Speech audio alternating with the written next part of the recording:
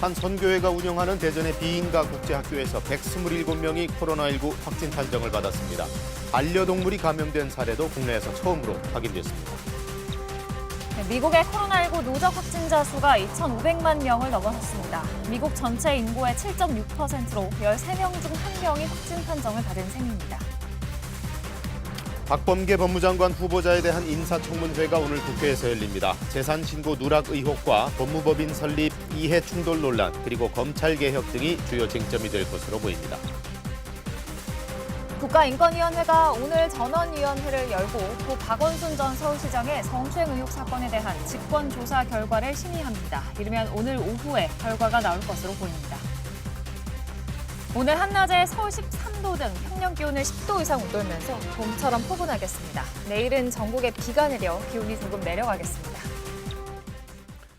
네, 주말과 휴일 잘 보내셨습니까? 월요일 아침 KBS 뉴스광장 먼저 코로나19 소식으로 시작합니다. 종교단체와 관련된 시설에서 또 하나의 대규모 집단 감염이 발생했습니다. 선교회에서 운영하는 비인가 국제학교라는데 120명 넘는 확진자가 나왔습니다. 취재기자 연결합니다. 성용희 기자, 지역은 대전이지요? 네, 한 선교회가 운영하는 대전 중구 IEM 국제학교에서 100명이 넘는 대규모 집단 감염이 발생했습니다. 먼저 해당 학교에서는 전남 순천과 경북 포항에 거주하는 기숙생 2명이 확진됐는데 대전시가 1차로 밀접 접촉한 7명을 검사한 결과 교직원 1명과 기숙생 5명이 한꺼번에 코로나19 양성 판정을 받았습니다. 대전시는 곧바로 전체 교직원과 기숙생에 대한 추가 검사를 벌였고 119명이 추가 확진됐습니다. 해당 학교 전체 학생과 교직원은 150여 명으로 지금까지 타 지역 거주 학생 2명을 포함해 127명이 양성 판정을 받았습니다. IEM 국제학교는 선교사 양성을 목표로 청소년을 선발해 기독교 신앙과 중고교 과정을 가르치는 비인가 학교입니다. 역학조사 결과 학생 전원이 기숙사에서 생활하고 최소 7명가량이 한 방을 사용한 것으로 알려졌습니다. 아직 해당 학교로 감염이 전파된 경로는 파악되지 않았습니다. 학교 관계자 전원에 대한 검사는 마무리됐지만 교직원 등을 통한 학교 밖 확산 가능성이 남아 있습니다. 대전시는 음성 판정자는 자가격리 조치하고 확진자는 아산 생활치료센터로 이송하기로 했습니다. 또 유사 시설에 대해 방역수칙 준수 여부 등 전수조사를 벌일 계획입니다. 대전에서 KBS 뉴스 성용입니다. 국내에서 반려동물의 코로나19 감염 사례도 처음 나왔습니다. 확진자와 함께 살던 고양이인데요. 사람과 동물 간의 전파 경로에 대한 규명이 필요해졌습니다. 전체적으로는 어제 300명대 후반의 신규 확진자가 발표됐는데 이지은 기자가 종합해드립니다. 지난 한 주간 하루 평균 확진자는 384명, 500명대를 기록한 직전주보다 130여 명 줄었습니다. 4주 전 900명대 확진자가 나온 것과 비교하면 감소 양상은 뚜렷해 보입니다. 하지만 노인과 기저질환자 등이 이용하는 취약시설을 중심으로 산발적 감염은 계속되고 있습니다. 인천과 경기 김포, 경남 진주의 주간보호센터와 전북 순창의 요양병원에서 확진자가 이어지고 있고 광주 북구와 충남 서천의 교회 등 종교시설에서도 감염자가 더 나왔습니다. 서울 강남의 콜센터에서도 직원 1명이 확진된 뒤 이틀 만에 21명이 추가 확진됐습니다. 무증상자 등이 검사받는 임시선별검사소에서만 하루 확진자의 17%가 나오고 있는 만큼 숨은 감염자는 더 많을 것으로 보입니다. 특히 전파력이 더 강한 변이 바이러스가 국내에 확산할 경우 급격하게 재확산할 가능성도 있습니다. 방역당국은 백신 접종과 설 연휴가 오기 전에 확실한 안전 국면을 만들어야 한다고 강조했습니다. 이런 가운데 반려동물이 코로나19에 확진된 사례가 국내에서 처음으로 확인됐습니다. 집단 감염이 발생했던 경남의 기도원 관련 확진자의 고양이인데 주인으로부터 감염된 것으로 추정됩니다.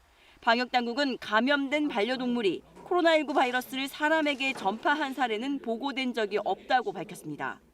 인간에서 반려동물로 감염된 것으로 추정되는 반려동물의 감염 사례들은 몇 개가 보고되고 있고 확인되고 있지만 역으로 반려동물에서 인간으로 감염된 사례는 아직까지 확인된 바는 없습니다. 전문가들은 양성 판정을 받거나 의심 증상이 있을 경우 동물과의 접촉을 피하는 것이 좋다고 밝혔습니다. 반려동물이 많이 모이는 곳도 피해야 한다고 조언했습니다. 또 감염 우려 때문에 동물을 버리는 행위는 절대 하지 말아야 한다고 강조했습니다. 방역당국은 해외 자료 등을 토대로 사람과 동물 간 전파 가능성을 과학적으로 평가한 뒤 관련 지침을 만들겠다고 밝혔습니다. KBS 뉴스 이지은입니다. 집합금지 업종에 속한 소상공인들을 위해 오늘부터 대출 지원이 추가됩니다. 점포에 새 들어서 장사하는 분들이 대상인데요. 정정훈 기자가 설명드리겠습니다.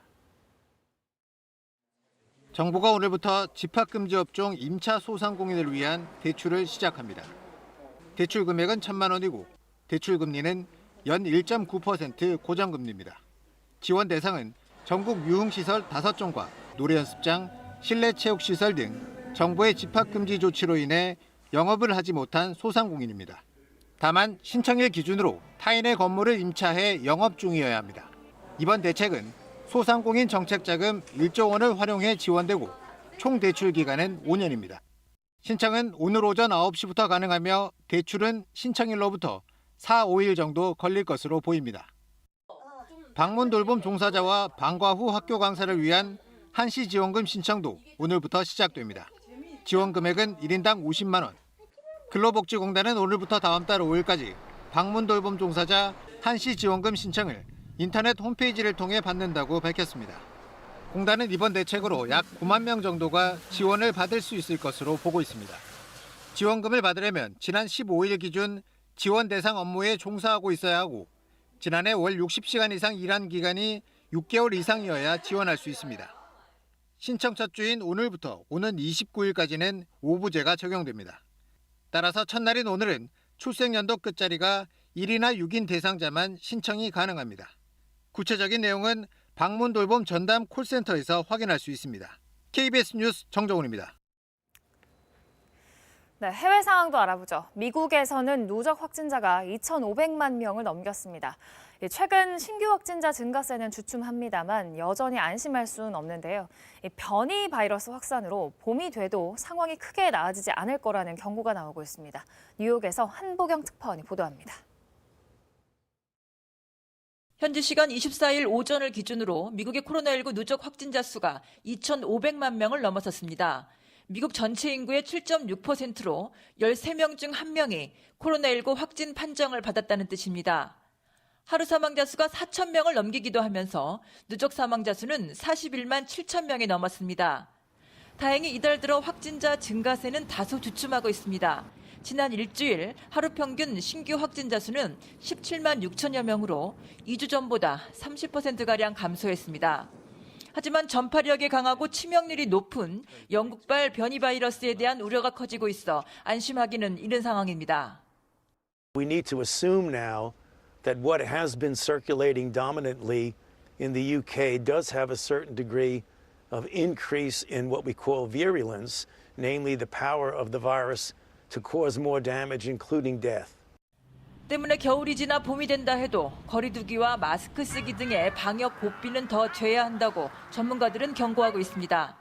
You're going to see people traveling again, probably for spring break in March and April. And that is exactly when we expect that these variants, in particular the UK variant, to really have taken hold in the US. 워싱턴 대학의 보건계량분석연구소는 오는 5월 1일까지 1억 5,700만 명이 코로나19 백신을 접종하겠지만 그렇더라도 누적 사망자 수는 56만 9천여 명에 이를 거라고 예측했습니다. 앞으로 석 달 동안 코로나19로 15만 명 이상이 더 숨질 수 있을 거란 경고인데 영국발 변이 바이러스가 현재 확진자 감소세를 완전히 바꿀 수 있다고도 했습니다. 미국에서는 지금까지 4천만 회분 백신이 배포됐고 이 가운데 2천만 회분가량이 접종됐습니다. 뉴욕에서 KBS 뉴스 한보경입니다. 유럽에서는 백신 접종에 차질이 빚어지고 있습니다. 공급 자체가 늦어지고 있어서인데 일부 국가는 계약 위반에 대해 제약회사를 상대로 법적 대응까지 예고했습니다. 베를린에서 김기수 특파원이 전해온 소식입니다.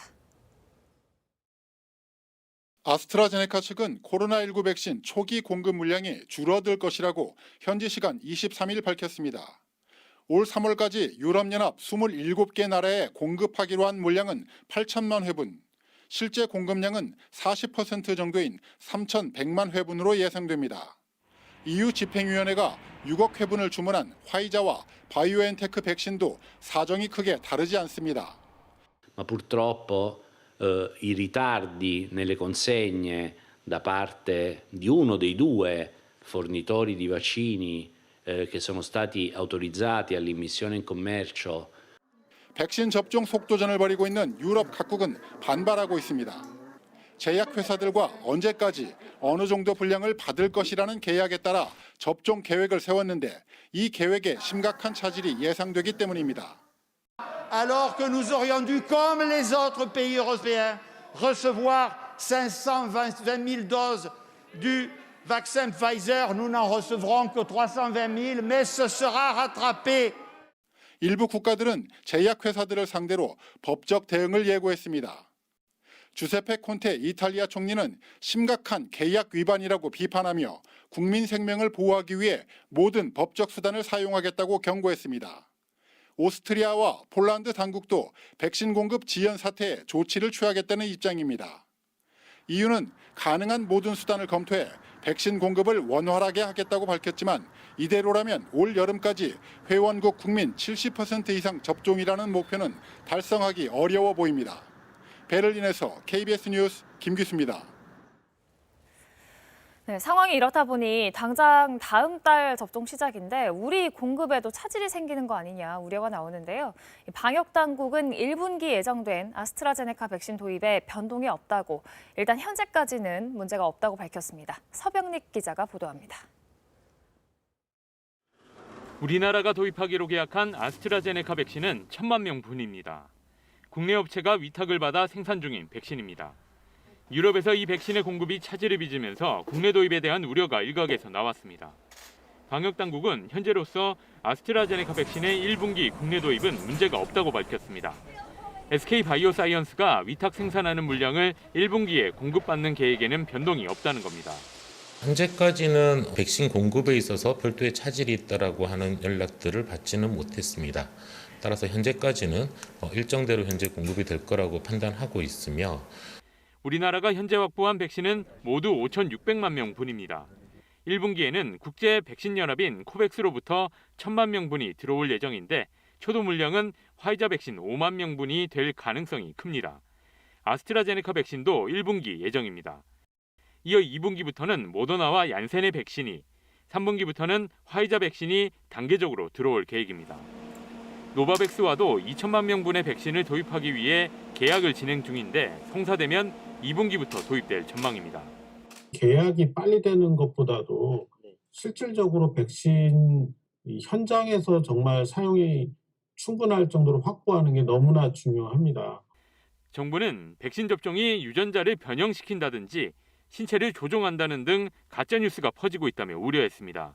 그러면서 가짜뉴스는 방역을 방해하고 국민 건강을 위협할 수 있다며 신속히 차단하고 엄정 대처하기로 했습니다. 방역당국은 예방접종 시행계획을 확정해 오는 28일 발표합니다. 이 계획에는 접종 대상과 대상별 접종 시기, 접종 방법 등이 담길 예정입니다. KBS 뉴스 서병립입니다. 오늘 국회에서는 박범계 법무부 장관 후보자에 대한 인사청문회가 열립니다. 주요 쟁점이 될 의혹들과 관련해 국민의힘은 하루 전날 자체적으로 관련자들을 불러 일종의 예비 청문회를 여는 등 강도 높은 공세를 예고했습니다. 김지숙 기자입니다.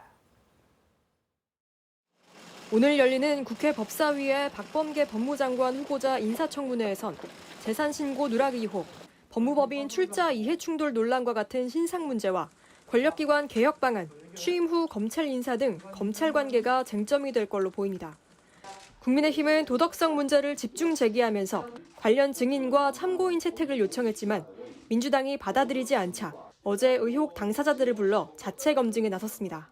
민주당은 수적 우위를 내세워서 한 사람의 증인도 채택하지 않은 철벽 봉쇄, 무력 인사청문회를 하려고 하고 있습니다.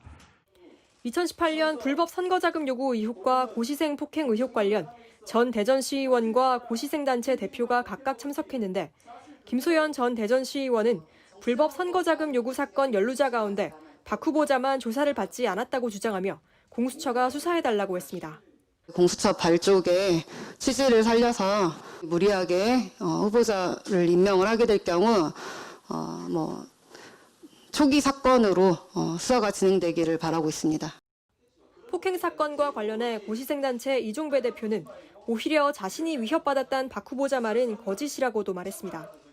한편 박 후보자는 국회에 낸 답변서에서 금품 수수 방조 의혹은 검찰과 법원에서 혐의가 없다는 게 최종 확인됐고 김 전 시의원에게 한 차례 선거 관련 돈 요구를 받았다고 들은 뒤 절대 응하지 말라고 했다고 밝혔습니다. 또 고시생 폭행 의혹은 고발인 주장과 사실관계가 다른 부분이 있다고 했습니다. 민주당은 이를 바탕으로 큰 틀에선 문제가 없고 오늘 청문회에서 추가로 소명하면 된다는 입장입니다. 하지만 국민의힘은 박 후보자의 자진 사퇴와 문재인 대통령의 지명 철회를 요구하고 있습니다. KBS 뉴스 김지숙입니다.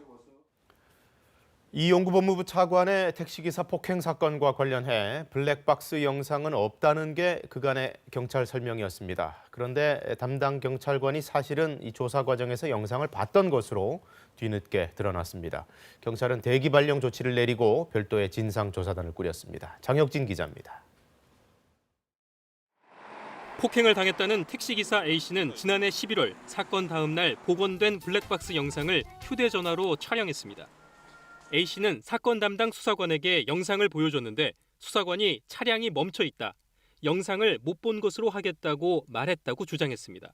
수사관이 뭐 안 본 걸로 하겠다, 이게 맞아요? 그런데 나오고 알린 대로 나간 거예요. 그 언론에 그렇게 나갔잖아요. 이런 주장이 알려지자 경찰이 사실 확인에 들어갔고 결국 문제의 경찰관이 영상을 본 사실이 뒤늦게 드러났습니다. 서울경찰청은 부랴부랴 해당 경찰관을 대기 발령하고 진상조사단을 꾸렸습니다. 경찰관이 영상을 확인한 시점이 언제인지, 윗선 어디까지 보고했는지 등 위법 여부를 자체 조사하겠다는 겁니다. 경찰은 그동안 부실 수사 논란에 대해 사건 발생 당시 블랙박스 영상을 확보하지 못했다고 해명해왔습니다. 앞서 이용구 차관은 차관 임명 한 달 전쯤인 지난해 11월 술에 취한 상태에서 자신을 깨우던 택시기사의 목덜미를 잡는 등 폭행을 했습니다. 경찰은 단순 폭행은 반의사 불벌죄라서 택시기사가 처벌을 원치 않아 입건할 수 없었다고 설명했지만 차량이 운행 중일 땐 특가법을 적용해 입건하는 게 맞다는 지적이 제기되었습니다. 이 사건을 재수사 중인 서울중앙지검은 차량 GPS 기록과 영상 촬영 시점을 대조해 택시가 운행 중이었는지 들여다보고 있습니다. 영상이 묵살된 경위도 조사할 것으로 보입니다. 이 차관은 변호인을 통해 블랙박스 영상이 사건을 객관적으로 판단할 수 있는 근거가 될 것이라며 수사기관에 제출된 게 다행이라는 입장을 전했습니다. KBS 뉴스 장혁진입니다. 고 박원순 전 서울시장 성추행 의혹에 대한 국가인권위원회 조사 결과가 이르면 오늘 오후에 발표될 가능성이 있습니다. 피해자의 직권조사 요구에 따라서 인권위가 지난 반년간 성추행과 또 서울시의 방조 의혹 등을 조사해 왔는데요. 박진수 기자가 보도합니다. 국가인권위원회는 오늘 박원순 전 서울시장의 성추행 의혹 사건 직권조사 결과 보고를 심의 의결합니다. 조사가 시작된 지 반년 만입니다. 지난해 피해자 측은 서울시 내부에 여러 번 도움을 요청했지만 모두 은폐됐다며 인권위의 직권조사를 요구했습니다. 피해자 측과 계속적으로 소통하던 중에 위원회에 직권조사를 요청해서 국가인권위원회법에 따른 직권조사 요건을 검토해서 결정을 했습니다. 특별조사단을 꾸린 인권위는 박 전 시장의 성추행 의혹은 물론 서울시 관계자들의 방조 정황 등을 종합적으로 조사해왔습니다. 지금 예상하는 거는 12월 말 정도까지 저희가 해보려고 하고 있습니다. 9명으로 저희가 특별조사단이 마련되어 있고 인권위는 결과가 나오는 대로 이르면 오늘 오후 의결 내용을 발표할 예정입니다. 다만 전원위원회에서 의견이 모이지 않으면 의결이 미뤄질 가능성도 있습니다. 그 경우 매달 2번 열리는 다음 전원위원회의 안건을 다시 상정할 수 있습니다. 이번 인권위의 조사 결과는 경찰, 검찰, 법원에 이은 4번째 판단입니다. 앞서 법원은 준강간치상 혐의로 기소된 서울시 공무원의 재판에서 피해자가 박 전 시장의 성추행으로 상당한 정신적 고통을 받은 건 사실이라며 피해 사실을 인정한 바 있습니다. KBS 뉴스 박진수입니다. 이란의 유조선이 해상에서 불법 석유 환적을 한 혐의로 인도네시아 당국에 납포됐습니다. 기름 유출 혐의도 받고 있는데요. 이 가운데 우리 선박을 벌써 3주 넘게 억류 중인 이란은 해양 오염 관련 증거는 여전히 제시하지 않고 있습니다. 박석호 특파원의 보도입니다. 인도네시아 해양경비국이 어제 서부 칼리만탄 섬 해상에서 두 척의 유조선을 납포했습니다. 한 척은 이란 유조선, 다른 한 척은 파나마 유조선입니다. 이들 유조선은 국기를 내리고 선박 식별 장치까지 끈 상태로 해상에 불법 정박을 하고 있다가 적발됐습니다. 인도네시아 해양경비국은 두 유조선이 해상에서 몰래 기름을 옮겨 싣는 이른바 불법 환적을 한 것으로 보고 있습니다. 또 이 과정에서 두 유조선이 바다에 기름을 유출한 혐의에 대해서도 조사하고 있습니다.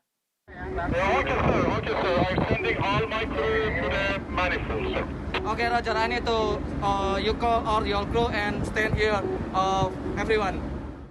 미국의 제재로 석유 수출길이 막힌 이란은 불법 환적을 통해 석유를 거래해 왔는데 지난주 바이든 미 행정부가 출범하자 제재 해제와 석유 수출 재개에 대한 희망을 내비치기도 했습니다. خیلی قدرتمندتر از گذشته و توانمندتر از گذشته از نظر بازاریابی انتقال پول دریافت پول وارد بازار در صورت رفع تحریم ها ان شاء الله خواهد. 한편 해양 오염을 이유로 이란 혁명 수비대에 납포된 우리나라 화군반선 한국해미호는 여전히 이란 남부 해상에 억류된 상태입니다. 납포된 지 3주가 지났지만 이란은 아직 해양 오염에 대한 증거를 제시하지 않고 있습니다.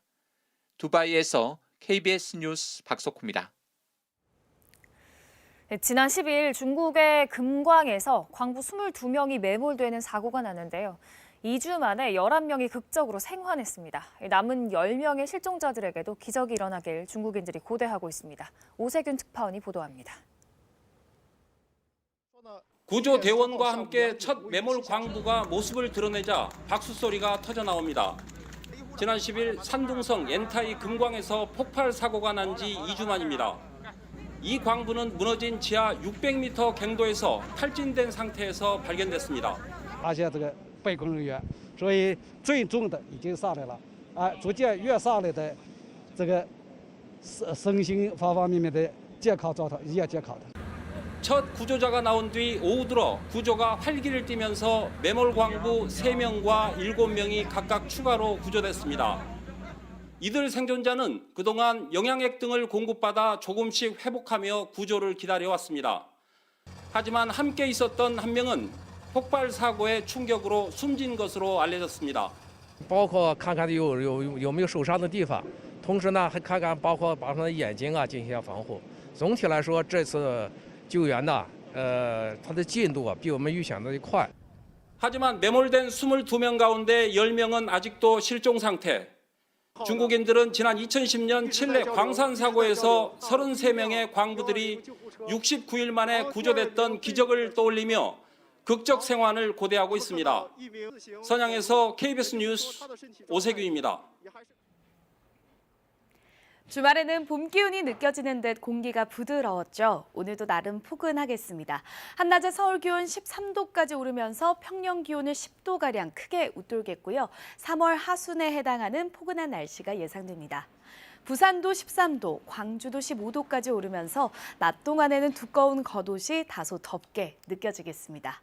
내일은 전국 곳곳에 비가 내리면서 오늘보다 기온은 조금 내려가겠습니다. 지금 충청과 남부지방을 중심으로는 구름이 끼어 있는데요. 오늘은 전국에 가끔 구름이 끼겠습니다.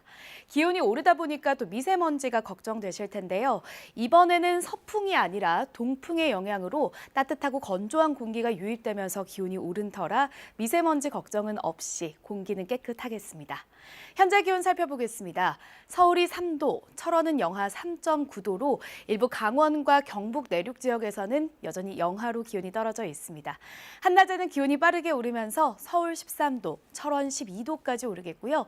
포항 12도, 전주와 광주 15도까지 오르겠습니다. 바다의 물결은 제주 해상에 풍랑주의보가 발효 중인 가운데 최고 4m까지 거세게 일겠습니다. 이번 주 금요일과 토요일에는 다시 영하 10도 안팎의 반짝 추위가 찾아오겠습니다. 날씨 전해드렸습니다. 국내 코로나19 소식 알아보겠습니다. 1일 확진자 통계로만 보면 완만한 감소세가 이어지고 있습니다. 그러나 새로운 집단 감염이 계속 발생하는 등 긴장을 내려놓을 수가 없는 상황입니다. 취재기자 연결합니다. 김진호 기자, 신규 확진자는 어제도 300명대로 발표됐죠? 그렇습니다. 어제 0시 기준 코로나19 신규 확진자는 392명입니다. 사망자는 12명 늘었고 위중증 환자는 15명 줄어 모두 282명입니다. 국내 발생 확진자를 지역별로 보면 수도권이 249명으로 전체의 약 70%를 차지했습니다. 이런 가운데 전국적으로 감염 취약시설을 중심으로 한 집단 감염이 끊이지 않고 있습니다. 지난 22일 직원이 처음으로 확진된 서울 강남구의 한 콜센터에선 직장 동료 19명이 추가로 양성 판정을 받았습니다. 이로써 서울 21명을 포함해 누적 확진자는 모두 22명입니다. 진단검사를 받은 81명 중 아직 60명은 검사 결과가 나오지 않아 추가 확진자가 더 나올 가능성도 있습니다. 인천 남동구와 경기 김포시의 주간보호센터에서도 첫 확진자가 발생한 이후 각각 9명 또 4명이 추가로 양성 판정을 받았습니다. 또 강원 동해시의 다문화센터에서는 접촉자 조사 중 9명이 추가로 확진돼 누적 확진자는 모두 10명입니다. 반려동물의 코로나19 감염 사례도 처음 나왔죠? 네, 그렇습니다. 국내에서 최초로 코로나19 확진 판정을 받은 반려동물은 경남 진주 국제기도원에 있는 고양이인 것으로 확인됐습니다. 방역당국은 집단 감염이 발생한 진주 국제기도원 역학조사 과정에서 감염 사실을 확인했다라고 밝혔는데요. 당시 기도원에 머물던 모녀가 고양이 3마리를 키우고 있었는데 모녀가 먼저 확진된 뒤 고양이에 대해 PCR 검사를 시행이 됐고 그중에 한 마리가 양성 판정을 받은 것으로 알려졌습니다. 해당 고양이가 모녀로부터 감염된 것으로 방역당국은 추정하고 있습니다. 방역당국은 전 세계적으로 감염된 반려동물에서 이 사람으로 전파된 사례는 보고되지 않았다 하면서도 관련 조사를 실시해 발표하겠다라고 설명했습니다. KBS 뉴스 김진호입니다. 집합 금지 때문에 제대로 장사를 못했던 임차 소상공인들, 오늘부터 저금리 대출 지원이 시행됩니다. 방문 돌봄 종사자와 방과 후 교사에게 1인당 50만 원씩 주는 한시 지원금도 신청을 받습니다. 정정훈 기자의 보도입니다.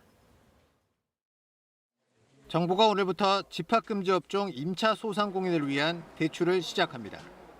대출 금액은 1,000만 원이고 대출 금리는 연 1.9% 고정금리입니다. 지원 대상은 전국 유흥시설 5종과 노래연습장, 실내체육시설 등 정부의 집합금지 조치로 인해 영업을 하지 못한 소상공인입니다. 다만 신청일 기준으로 타인의 건물을 임차해 영업 중이어야 합니다. 이번 대책은 소상공인 정책자금 1조 원을 활용해 지원되고 총 대출 기간은 5년입니다. 신청은 오늘 오전 9시부터 가능하며 대출은 신청일로부터 4, 5일 정도 걸릴 것으로 보입니다. 방문 돌봄 종사자와 방과 후 학교 강사를 위한 한시 지원금 신청도 오늘부터 시작됩니다. 지원 금액은 1인당 50만 원. 근로복지공단은 오늘부터 다음 달 5일까지 방문 돌봄 종사자 한시 지원금 신청을 인터넷 홈페이지를 통해 받는다고 밝혔습니다. 공단은 이번 대책으로 약 9만 명 정도가 지원을 받을 수 있을 것으로 보고 있습니다. 지원금을 받으려면 지난 15일 기준 지원 대상 업무에 종사하고 있어야 하고 지난해 월 60시간 이상 일한 기간이 6개월 이상이어야 지원할 수 있습니다. 신청 첫 주인 오늘부터 오는 29일까지는 오부제가 적용됩니다. 따라서 첫날인 오늘은 출생연도 끝자리가 1이나 6인 대상자만 신청이 가능합니다. 구체적인 내용은 방문 돌봄 전담 콜센터에서 확인할 수 있습니다. KBS 뉴스 정정훈입니다. 지난주 완화된 영업 제한도 자영업자들 숨통을 좀 틔워주지 않을까 싶었는데요. 여전히 어려움이 많습니다. 특히 헬스장이나 학원들은 환불 요청을 잇따라 받고 있는데요. 문예슬 기자가 현장 상황을 살펴봤습니다. 서울의 이 헬스장은 2달여 만에 다시 문을 열었습니다. 저녁 9시까지고 샤워는 금지입니다. 이 때문에 출퇴근 전후로 운동하는 직장인들의 환불 요청이 많아졌습니다. 전체 회원 수의 30%에서 40%는 연기를 하시거나 환불을 요구하시는 분들이 많으시고요. 연초에 신입 회원을 확보할 수 있는 기회인데 영업 금지로 다 놓쳐버렸습니다.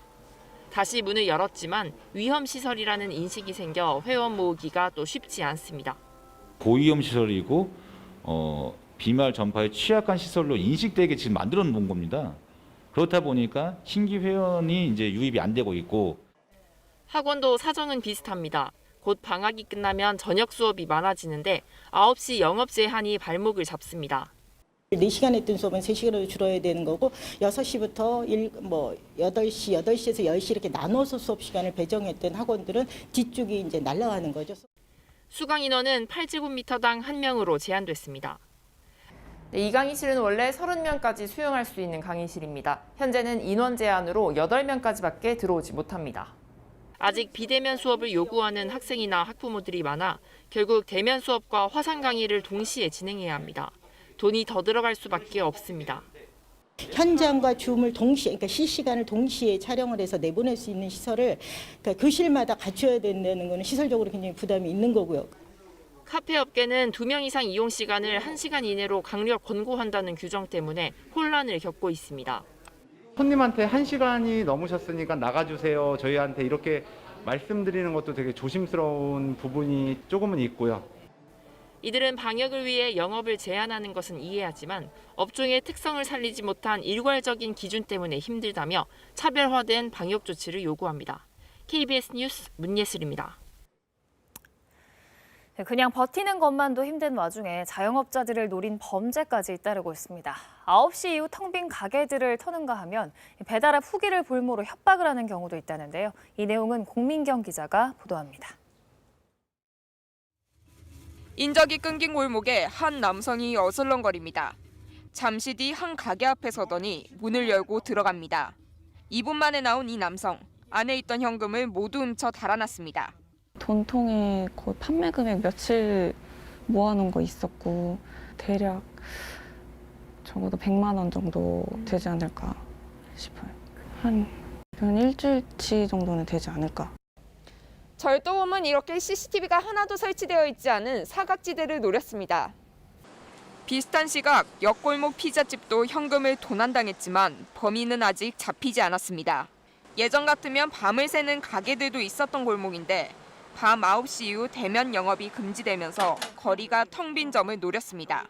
주변은 다 닫거든요. 이제 다 안 되니까. 어떻게든 해보려고 했는데 그런 거를 악용해서 했다는 게 좀 씁쓸하죠. 대면 영업 제한으로 배달에 의존할 수밖에 없는 절박함을 노린 범죄도 잇따르고 있습니다. 배달 대행 앱으로 작은 사이즈의 메뉴를 주문하고 직접 전화를 걸어 큰 사이즈로 보내주면 좋은 후기를 써주겠다고 약속한 뒤 큰 사이즈 메뉴만 받고 후기는 남기지 않는 수법입니다. 리뷰를 나쁘게 올릴까 봐 울며 겨자 먹기로 사실 줬는데 협박받은 기분으로 주는 마음이 어떻겠어요. 화나죠 정말. 배달 대행 앱에선 배달이 끝나면 전화번호 등 주문 고객 정보가 사라져 업주로선 따질 방법도 없습니다. 억울해도 말할 데가 없죠 사실은. 월세 못 내서 가게 다 말아먹은 사장님들도 얼마나 많은데 이런 것까지 이렇게 한다는 거는. 통계 작성 이래 역대 최고 수준의 부채 비율로 고통받는 자영업자들. 이런저런 범죄의 표적으로까지 내몰리면서 어느 해보다 힘든 겨울을 보내고 있습니다. KBS 뉴스 공민경입니다. 8제곱미터당 1명, 실내 체육시설에 이런 제한을 두는 데는 다 이유가 있죠. 운동 중에는 아무래도 땀이 많이 나고 그 손으로 함께 쓰는 기구들을 만지거나 하면 전파 위험이 클 수밖에 없는데 이용하실 때 어떤 수칙들을 꼭 지켜야 하는지 방역당국이 직접 설명했습니다. 들어보시죠. 지난 11월 3차 대유행이 시작되는 시점에서는 다중이용시설 중에서 가장 많은 집단 감염이 발생한 분야가 실내체육시설이었습니다. 이용이 재개된 실내체육시설과 관련하여 당부드리겠습니다. 현재 실내체육시설은 8m 제곱당 1명의 인원으로 이용 인원을 제한하고 있으며 이용을 하실 때에도 2m 간 거리두기, 달리거나 뛰는 등의 운동을 하는 경우에는 침방울 배출이 많을 수 있기 때문에 가급적 거리를 충분히 유지한 가운데 달리거나 뛰는 활동들이 안전할 것입니다.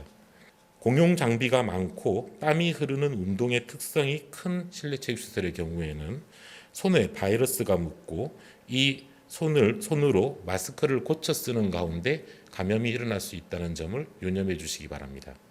운동이 끝난 후에는 마스크 자체를 교체하시는 것도 바람직한 방법입니다.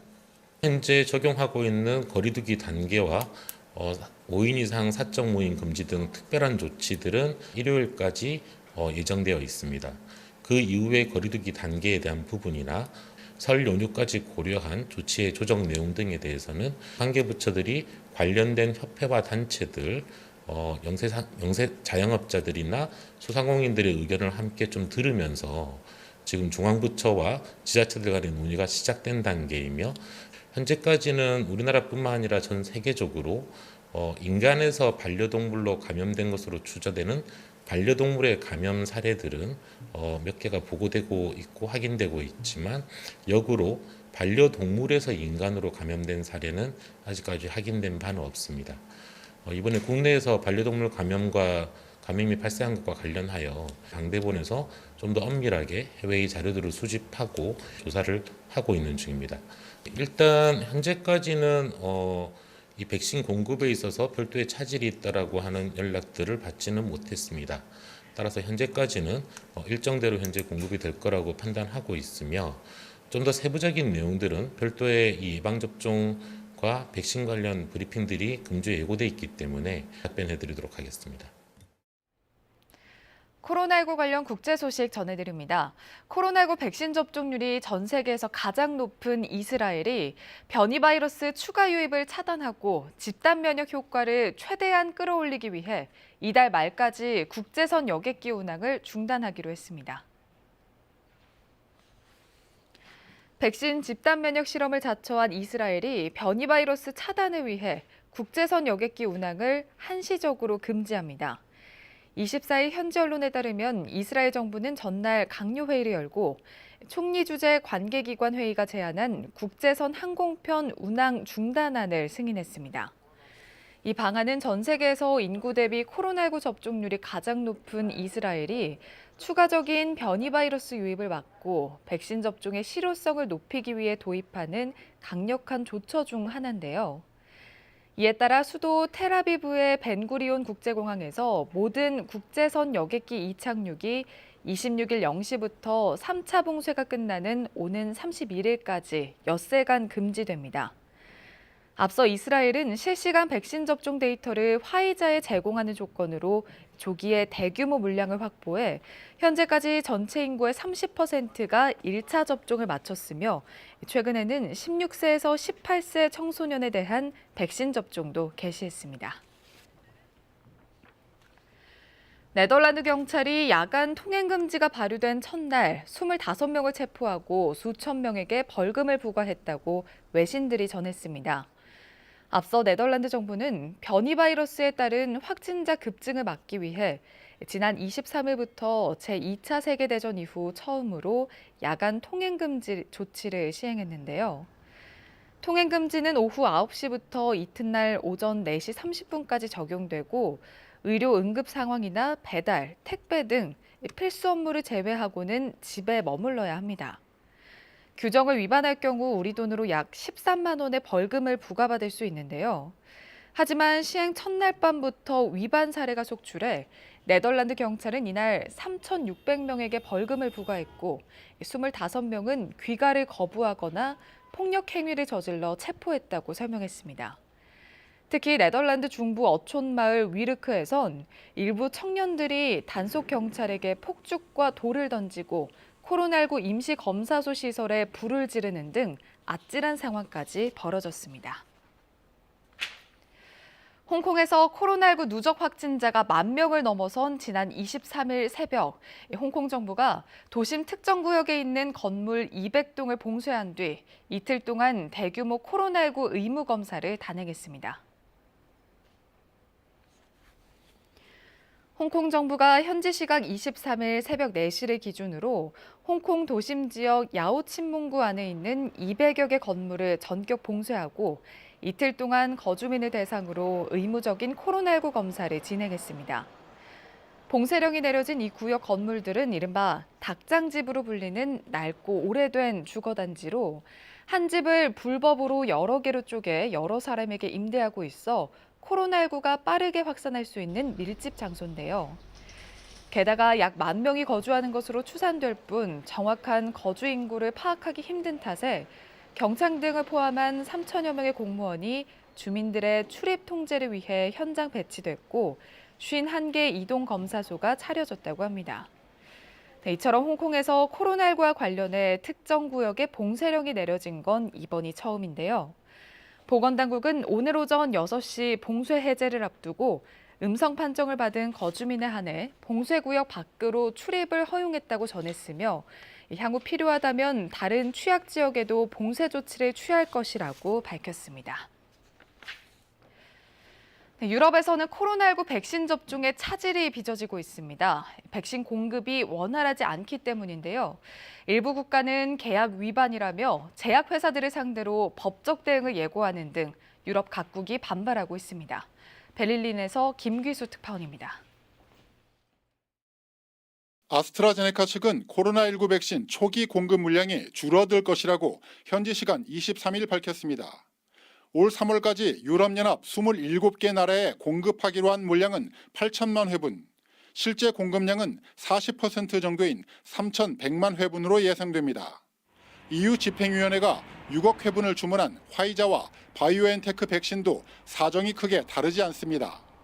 Ma purtroppo i ritardi nelle consegne da parte di uno dei due fornitori di vaccini che sono stati autorizzati all'immissione in commercio. 백신 접종 속도전을 벌이고 있는 유럽 각국은 반발하고 있습니다. 제약회사들과 언제까지 어느 정도 분량을 받을 것이라는 계약에 따라 접종 계획을 세웠는데 이 계획에 심각한 차질이 예상되기 때문입니다. Alors que nous aurions dû, comme les autres pays européens, recevoir 520 000 doses du vaccin Pfizer, nous n'en recevrons que 320 000, mais ce sera rattrapé. 일부 국가들은 제약회사들을 상대로 법적 대응을 예고했습니다. 주세페 콘테 이탈리아 총리는 심각한 계약 위반이라고 비판하며 국민 생명을 보호하기 위해 모든 법적 수단을 사용하겠다고 경고했습니다. 오스트리아와 폴란드 당국도 백신 공급 지연 사태에 조치를 취하겠다는 입장입니다. EU는 가능한 모든 수단을 검토해 백신 공급을 원활하게 하겠다고 밝혔지만 이대로라면 올 여름까지 회원국 국민 70% 이상 접종이라는 목표는 달성하기 어려워 보입니다. 베를린에서 KBS 뉴스 김규수입니다. 코로나19 관련해서 국내 소식도 몇 가지 더 전해드리겠습니다. 첫 번째 키워드부터 살펴보겠습니다. 네, 문 대통령 오늘 코로나19 부처 업무 보고 받는다는 키워드입니다. 문재인 대통령이 오늘 코로나19 유관 부처인 보건복지부와 식약처, 질병관리청의 업무 보고를 받습니다. 문 대통령은 오늘 오후 청와대에서 해당 부처를 화상으로 연결해 코로나19 대응과 관련한 내용을 중점적으로 보고받을 예정입니다. 특히 다음 달 초부터 국내에 도입될 백신 관련 준비 상황과 구체적인 접종 계획 등이 주요 내용이 될 것으로 보입니다. 이와 함께 3차 대유행의 향후 추이와 사회적 거리 두기 단계 조정 계획 등도 보고될 것으로 전망됩니다. 네, 두 번째 키워드 보겠습니다. 네, 국립감염병연구소 오늘 모더나와 화상회의 연다는 키워드인데요. 오늘은 이 국립감염병연구소와 미국 제약사 모더나 간의 화상회의도 예정돼 있습니다. mRNA 방식의 백신 개발과 관련한 기술 협력과 협력 의향서, MOU 체결 방안을 논의할 예정입니다. 중앙방역대책본부는 전 세계적으로 가장 개발 속도가 빨랐고 전문가 집단의 검토까지 끝난 뒤 허가가 난 백신의 대표적인 플랫폼은 모두 mRNA 방식의 백신이라며 이같이 밝혔습니다. 방역당국은 이는 백신 주권 확보의 문제라며 국립감염병연구소를 중심으로 모더나 등 이미 mRNA 백신을 개발한 업체 그리고 미 국립감염병 알레르기 연구소 등과의 협력을 통해 국내에서도 mRNA 백신 개발을 위한 협력의 기반을 닦도록 하겠다고 설명했습니다. 네, 세 번째 키워드도 살펴보겠습니다. 네, 지난해 우리나라 항공교통량 반토막 났다는 소식입니다.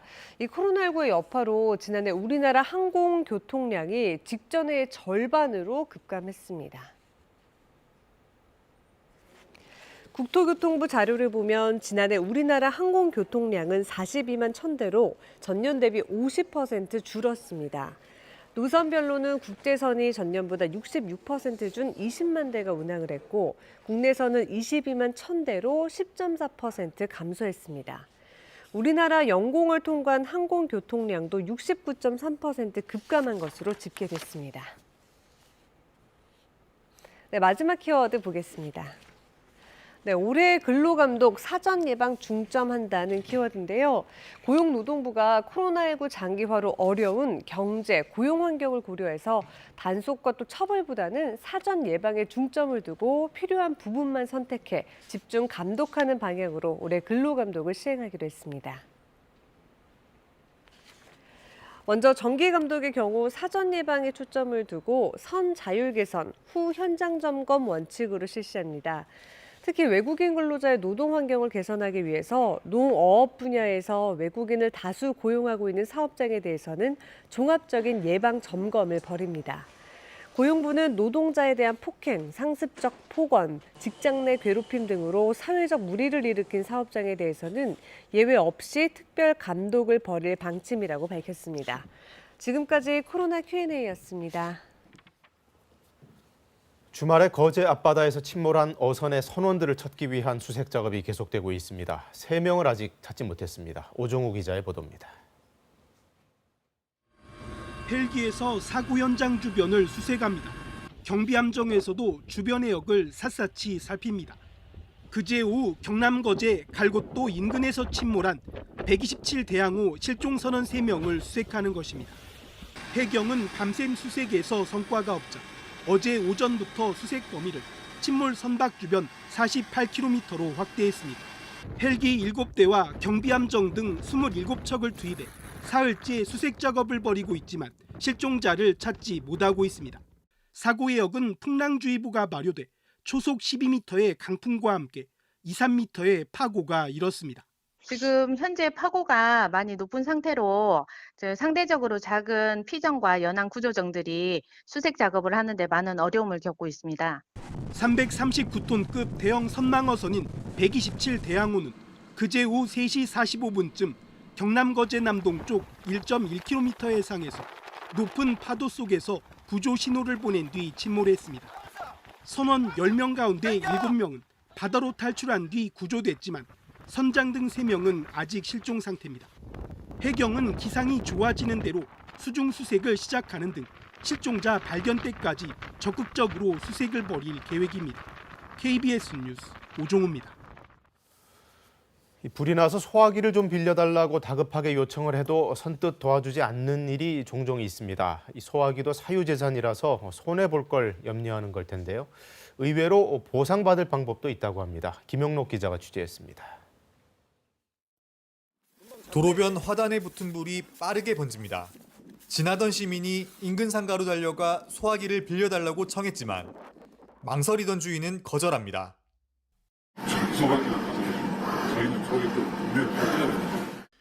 다른 가게에서도 소화기를 구하지 못한 시민은 주운 빗자루로 겨우 불을 껐습니다. 이 전통시장에서 불이 났을 때는 상황이 달랐습니다. 상가 계량기에서 불이 붙자 인근 상인이 가게에 있던 소화기를 들고 달려가 불길을 잡았습니다. 그냥 불이 올라오길래 큰일 났다 싶어서 이제 가게에 있는 걸 소화기를 가지고 이제 뛰어가서 이제 불을 껐지요. 그래서 이웃 상가로 불이 번지는 걸 막자는 생각에 선의로 한 일이어서 소화기를 보상받을 수 있습니다. 이처럼 화재 진압에 사용된 소화기 등을 보상해 줄 수 있다는 부산시 조례는 이미 지난 2015년 시행됐습니다. 보상 절차는 간단합니다. 최근 3년 이내에 화재를 진압하는 데 도움을 준 소화기가 있다면 소방서에서 사실 확인을 거쳐 구입 비용을 대신 내줍니다.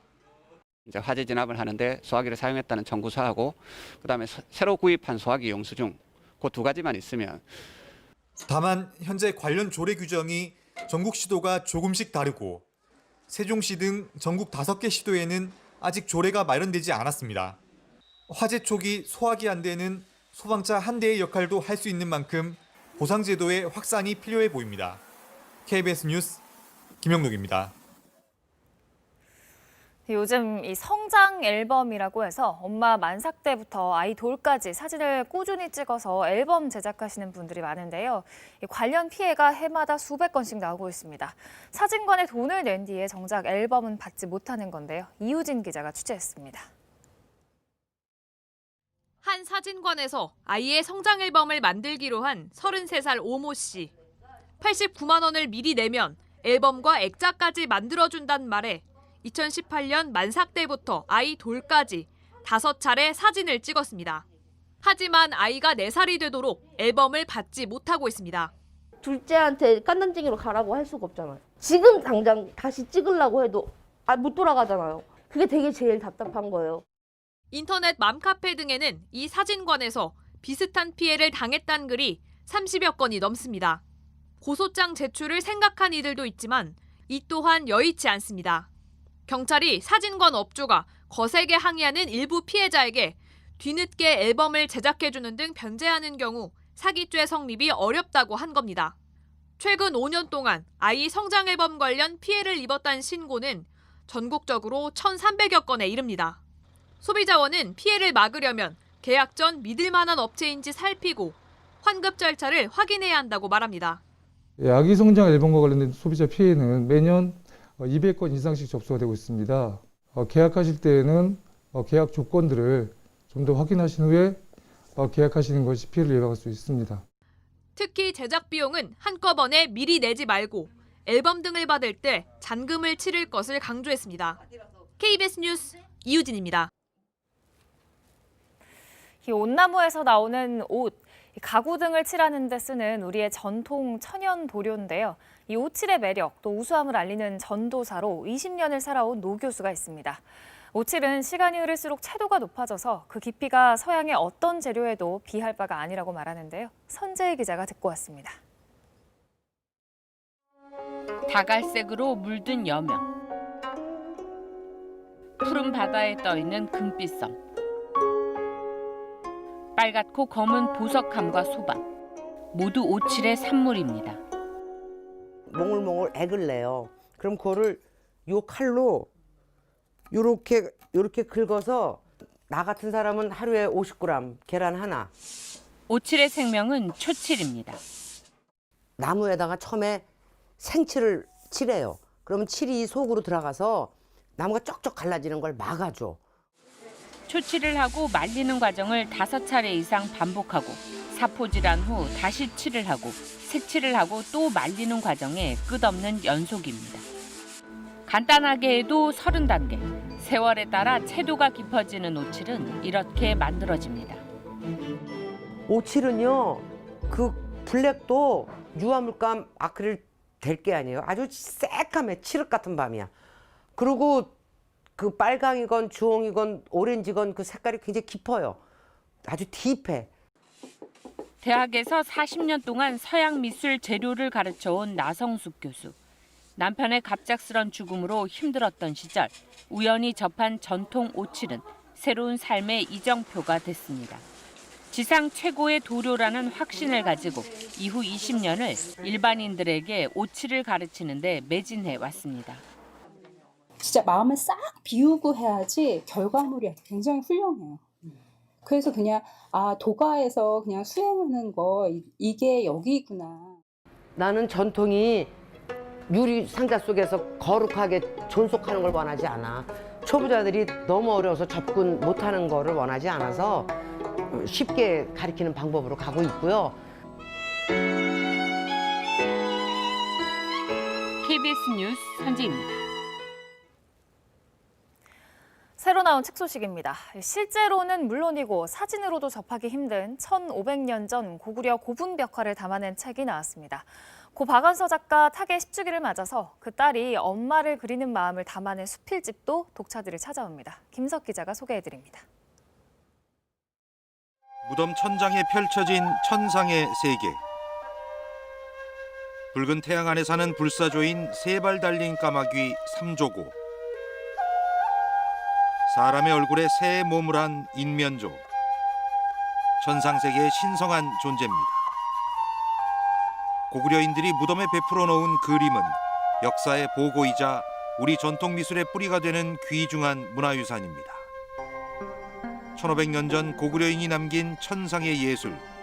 그러나 북한과 중국에 있어서 직접 가보기도 사진이나 관련 기록물을 접하기도 어려운 고구려 고분벽화 자료를 집대성했습니다.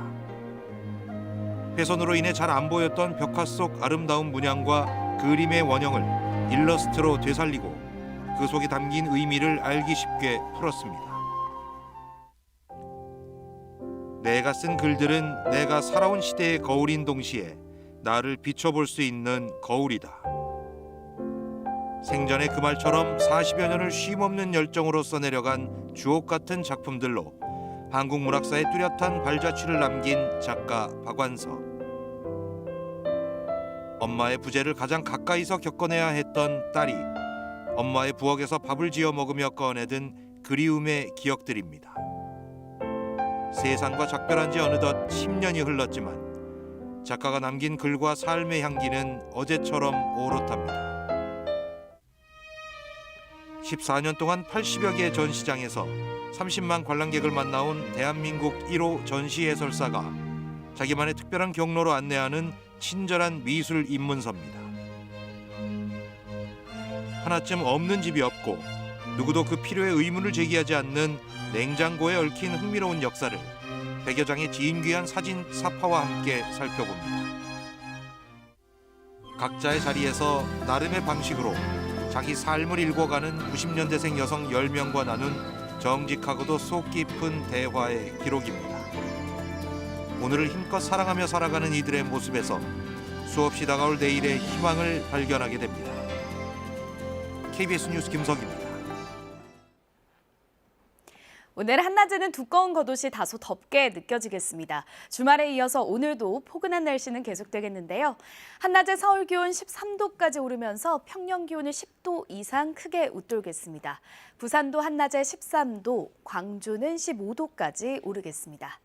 내일은 전국 곳곳에 비가 내리면서 오늘보다는 기온이 조금 내려가겠습니다. 금요일에는 서울의 아침 기온이 영하 10도 안팎까지 떨어지면서 반짝 추위가 찾아오겠습니다.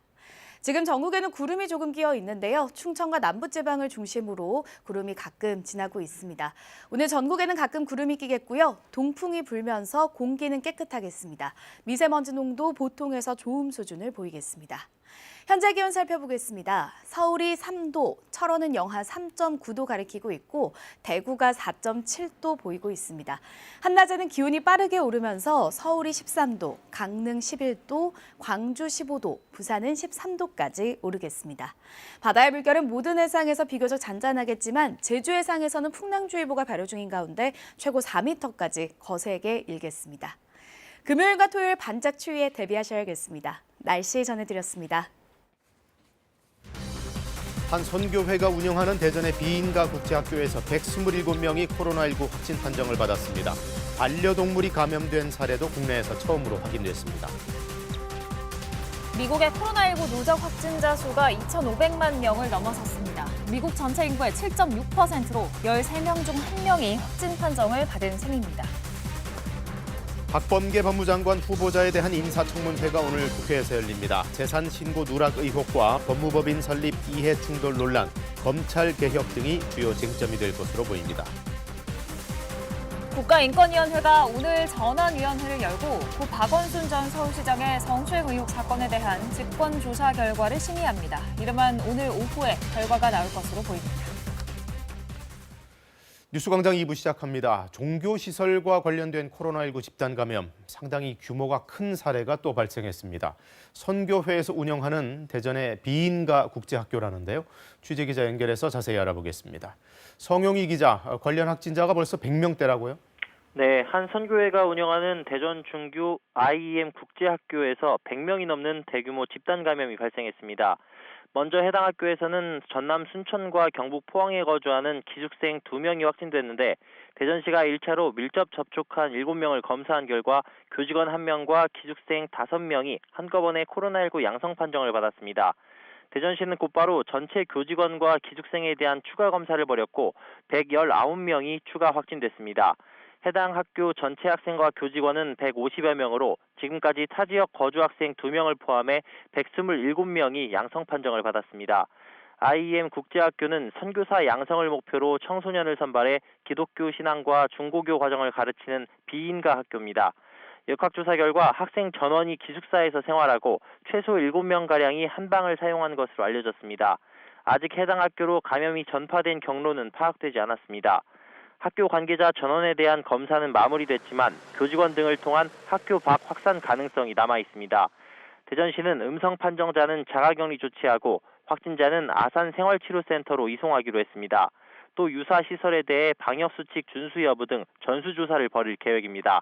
대전에서 KBS 뉴스 성룡입니다.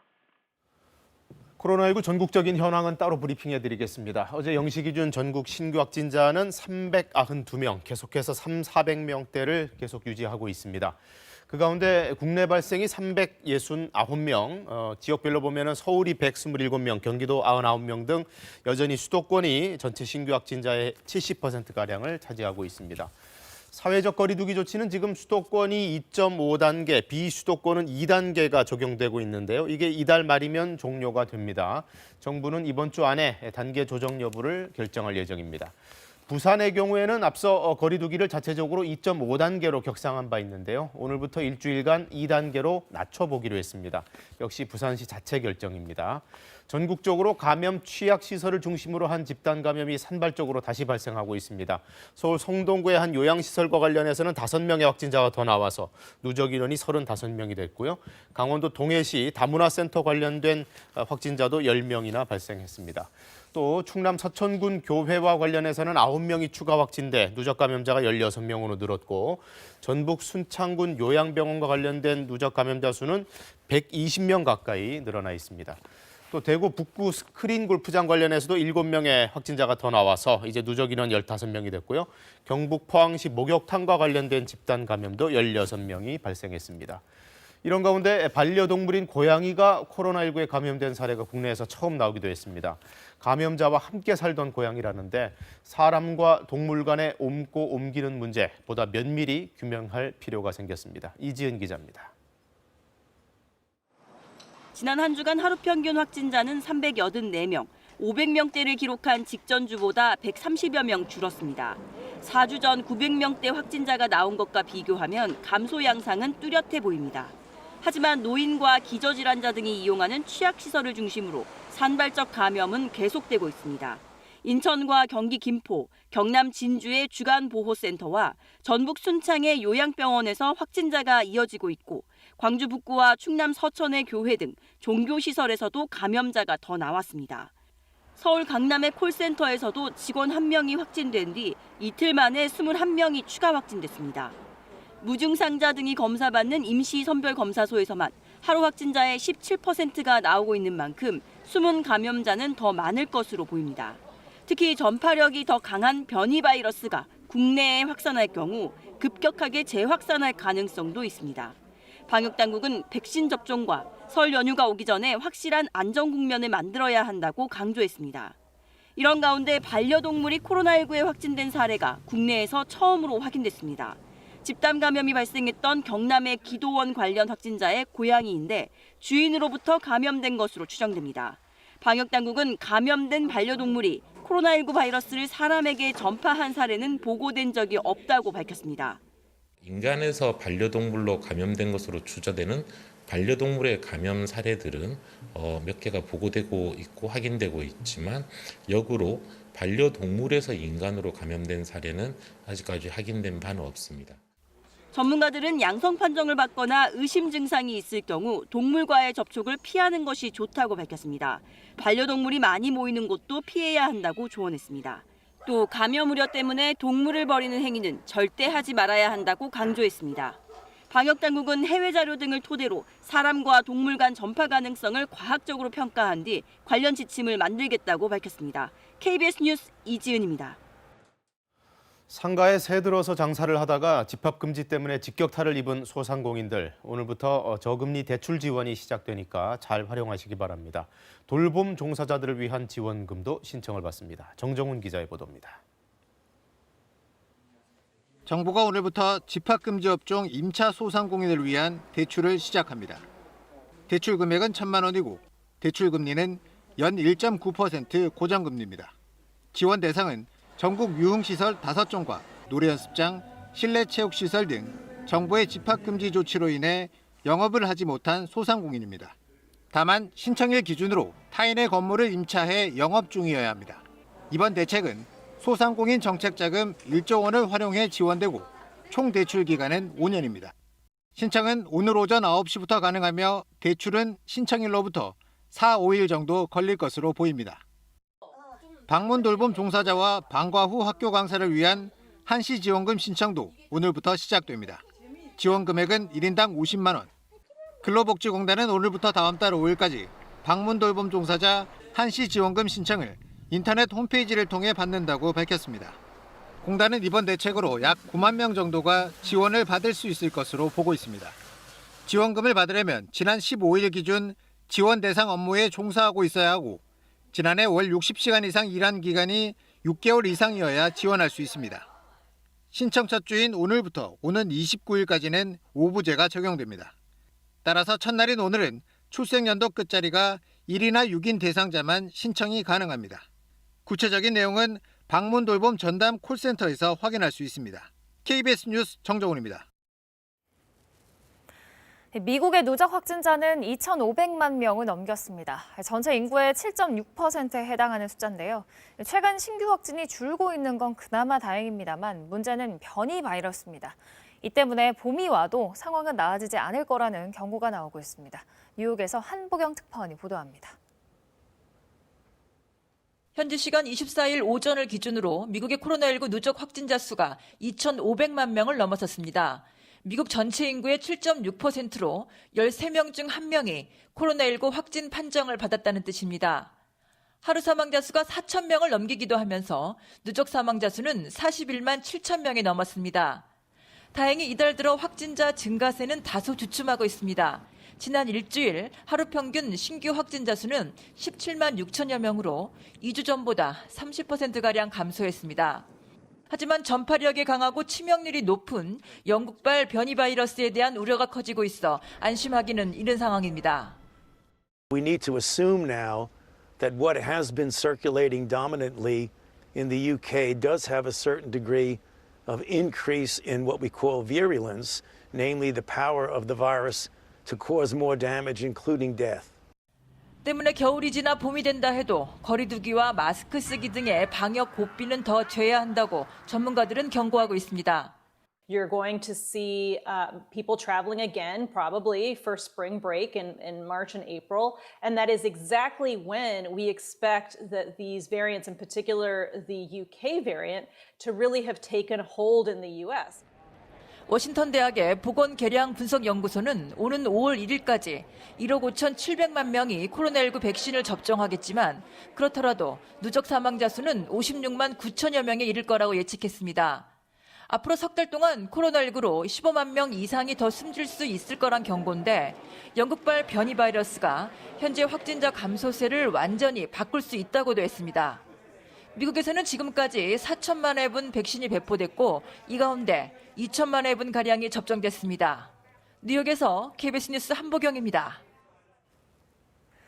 유럽에선 백신 접종에 차질이 빚어지고 있습니다. 공급 자체가 늦어지고 있어서인데 일부 국가는 계약 위반에 대해 제약회사를 상대로 법적 대응까지 예고했습니다. 베를린에서 김기수 특파원이 전해온 소식입니다. 아스트라제네카 측은 코로나19 백신 초기 공급 물량이 줄어들 것이라고 현지 시간 23일 밝혔습니다. 올 3월까지 유럽연합 27개 나라에 공급하기로 한 물량은 8천만 회분, 실제 공급량은 40% 정도인 3,100만 회분으로 예상됩니다.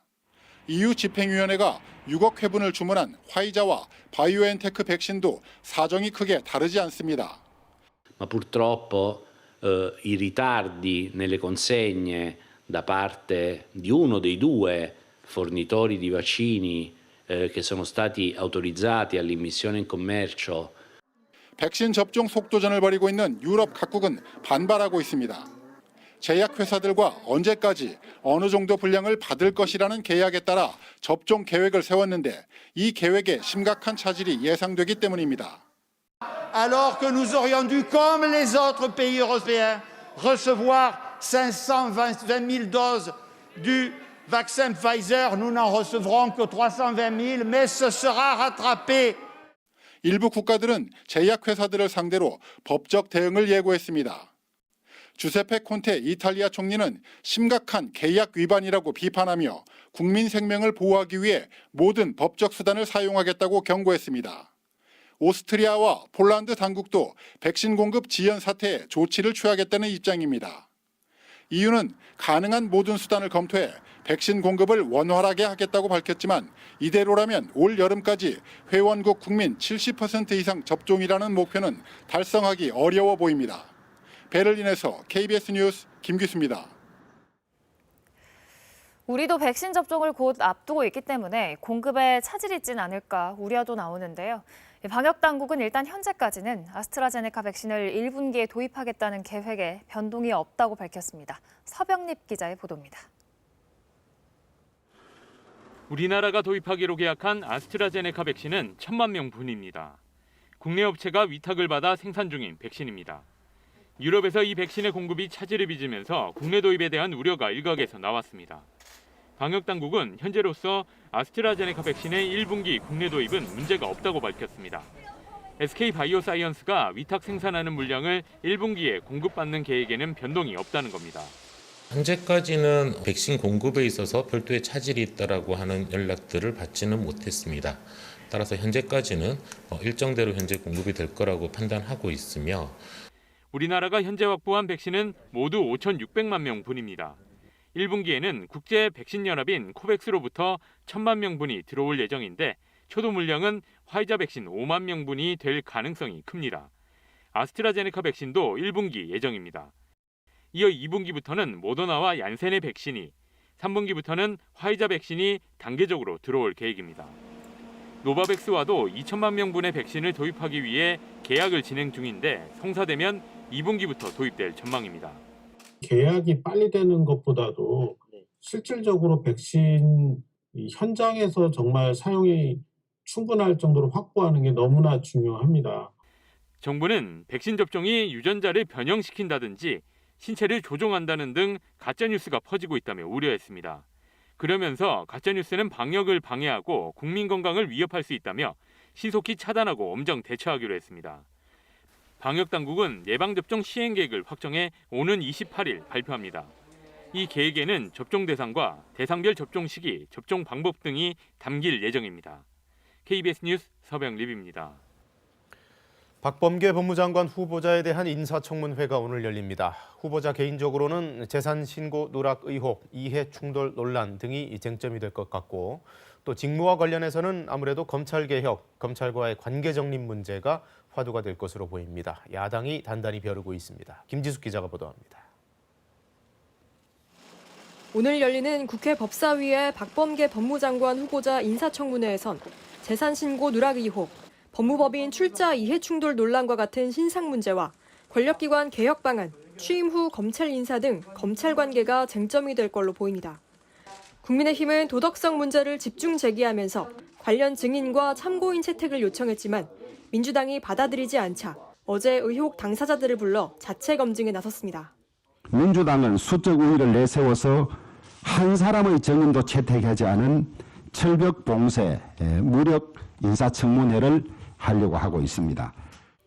2018년 불법 선거자금 요구 의혹과 고시생 폭행 의혹 관련 전 대전시의원과 고시생단체 대표가 각각 참석했는데 김소연 전 대전시의원은 불법 선거자금 요구 사건 연루자 가운데 박 후보자만 조사를 받지 않았다고 주장하며 공수처가 수사해달라고 했습니다. 공수처 발족의 취지를 살려서 무리하게 후보자를 임명을 하게 될 경우 초기 사건으로 수사가 진행되기를 바라고 있습니다. 폭행 사건과 관련해 고시생단체 이종배 대표는 오히려 자신이 위협받았다는 박 후보자 말은 거짓이라고도 말했습니다.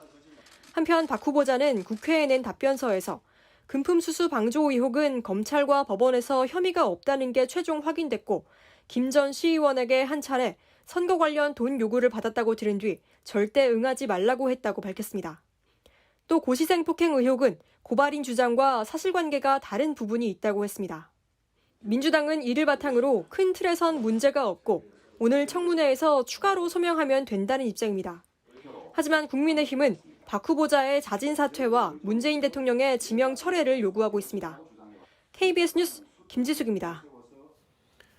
이용구 법무차관의 택시기사 폭행 사건이 새로운 국면을 맞게 됐습니다. 사건 당시에 경찰이 이 블랙박스 영상을 보고도 못 본 척 묵살했다는 정황이 새롭게 드러났습니다. 해당 경찰관은 대기 발령 조치됐고 진상조사가 시작됐습니다. 장혁진 기자입니다.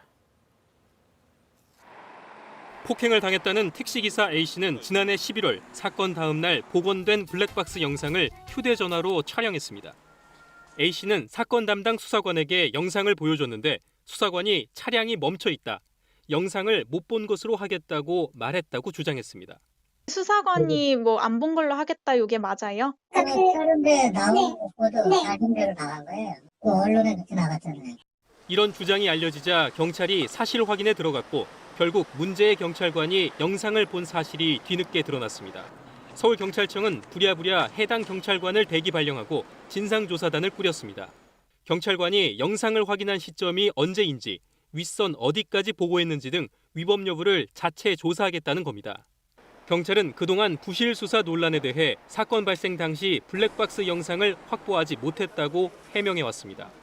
앞서 이용구 차관은 차관 임명 한 달 전쯤인 지난해 11월 술에 취한 상태에서 자신을 깨우던 택시기사의 목덜미를 잡는 등 폭행을 했습니다. 경찰은 단순 폭행은 반의사 불벌죄라서 택시기사가 처벌을 원치 않아 입건할 수 없었다고 설명했지만 차량이 운행 중일 땐 특가법을 적용해 입건하는 게 맞다는 지적이 제기되었습니다.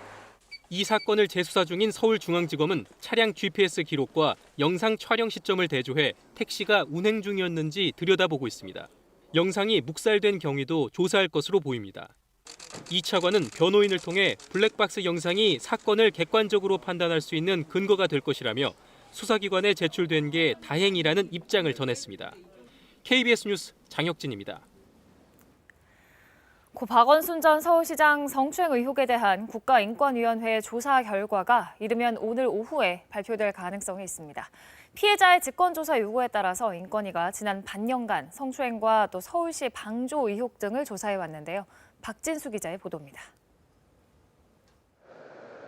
국가인권위원회는 오늘 박원순 전 서울시장의 성추행 의혹 사건 직권조사 결과 보고를 심의 의결합니다. 조사가 시작된 지 반년 만입니다. 지난해 피해자 측은 서울시 내부에 여러 번 도움을 요청했지만 모두 은폐됐다며 인권위에 직권조사를 요구했습니다. 피해자 측과 계속적으로 소통하던 중에 위원회에 직권조사를 요청해서 국가인권위원회법에 따른 직권조사 요건을 검토해서 결정을 했습니다. 특별조사단을 꾸린 인권위는 박 전 시장의 성추행 의혹은 물론 서울시 관계자들의 방조 정황 등을 종합적으로 조사해왔습니다. 지금 예상하는 거는 12월 말 정도까지 저희가 해보려고 하고 있습니다. 9명으로 저희가 특별조사단이 마련되어 있고 인권위는 결과가 나오는 대로 이르면 오늘 오후 의결 내용을 발표할 예정입니다. 다만 전원위원회에서 의견이 모이지 않으면 의결이 미뤄질 가능성도 있습니다. 그 경우 매달 2번 열리는 다음 전원위원회의 안건을 다시 상정할 수 있습니다. 이번 인권위의 조사 결과는 경찰, 검찰, 법원에 이은 4번째 판단입니다. 앞서 법원은 준강간치상 혐의로 기소된 서울시 공무원의 재판에서 피해자가 박 전 시장의 성추행으로 상당한 정신적 고통을 받은 건 사실이라며 피해 사실을 인정한 바 있습니다. KBS 뉴스 박진수입니다. 이란의 유조선이 해상에서 불법 석유 환적을 한 혐의로 인도네시아 당국에 납포됐습니다. 기름 유출 혐의도 받고 있는데요. 이 가운데 우리 선박을 벌써 3주 넘게 억류 중인 이란은 해양 오염 관련 증거는 여전히 제시하지 않고 있습니다. 박석호 특파원의 보도입니다. 인도네시아 해양경비국이 어제 서부 칼리만탄 섬 해상에서 2척의 유조선을 납포했습니다. 한 척은 이란 유조선, 다른 한 척은 파나마 유조선입니다. 이들 유조선은 국기를 내리고 선박 식별 장치까지 끈 상태로 해상에 불법 정박을 하고 있다가 적발됐습니다. 인도네시아 해양경비국은 두 유조선이 해상에서 몰래 기름을 옮겨 싣는 이른바 불법 환적을 한 것으로 보고 있습니다. 또 이 과정에서 두 유조선이 바다에 기름을 유출한 혐의에 대해서도 조사하고 있습니다. Okay, Roger. I need to you call all your crew and stand here, everyone. 미국의 제재로 석유 수출길이 막힌 이란은 불법 환적을 통해 석유를 거래해 왔는데 지난주 바이든 미 행정부가 출범하자 제재 해제와 석유 수출 재개에 대한 희망을 내비치기도 했습니다. خیلی ما قدرتمندتر از گذشته و توانمندتر از گذشته از نظر بازاریابی انتقال پول دریافت پول وارد بازار در صورت رفع تحریم ها ان شاء الله خواهیم شد. 한편 해양 오염을 이유로 이란 혁명 수비대에 납포된 우리나라 화군 반선 한국해미호는 여전히 이란 남부 해상에 억류된 상태입니다. 납포된 지 3주가 지났지만 이란은 아직 해양 오염에 대한 증거를 제시하지 않고 있습니다. 두바이에서 KBS 뉴스 박석호입니다.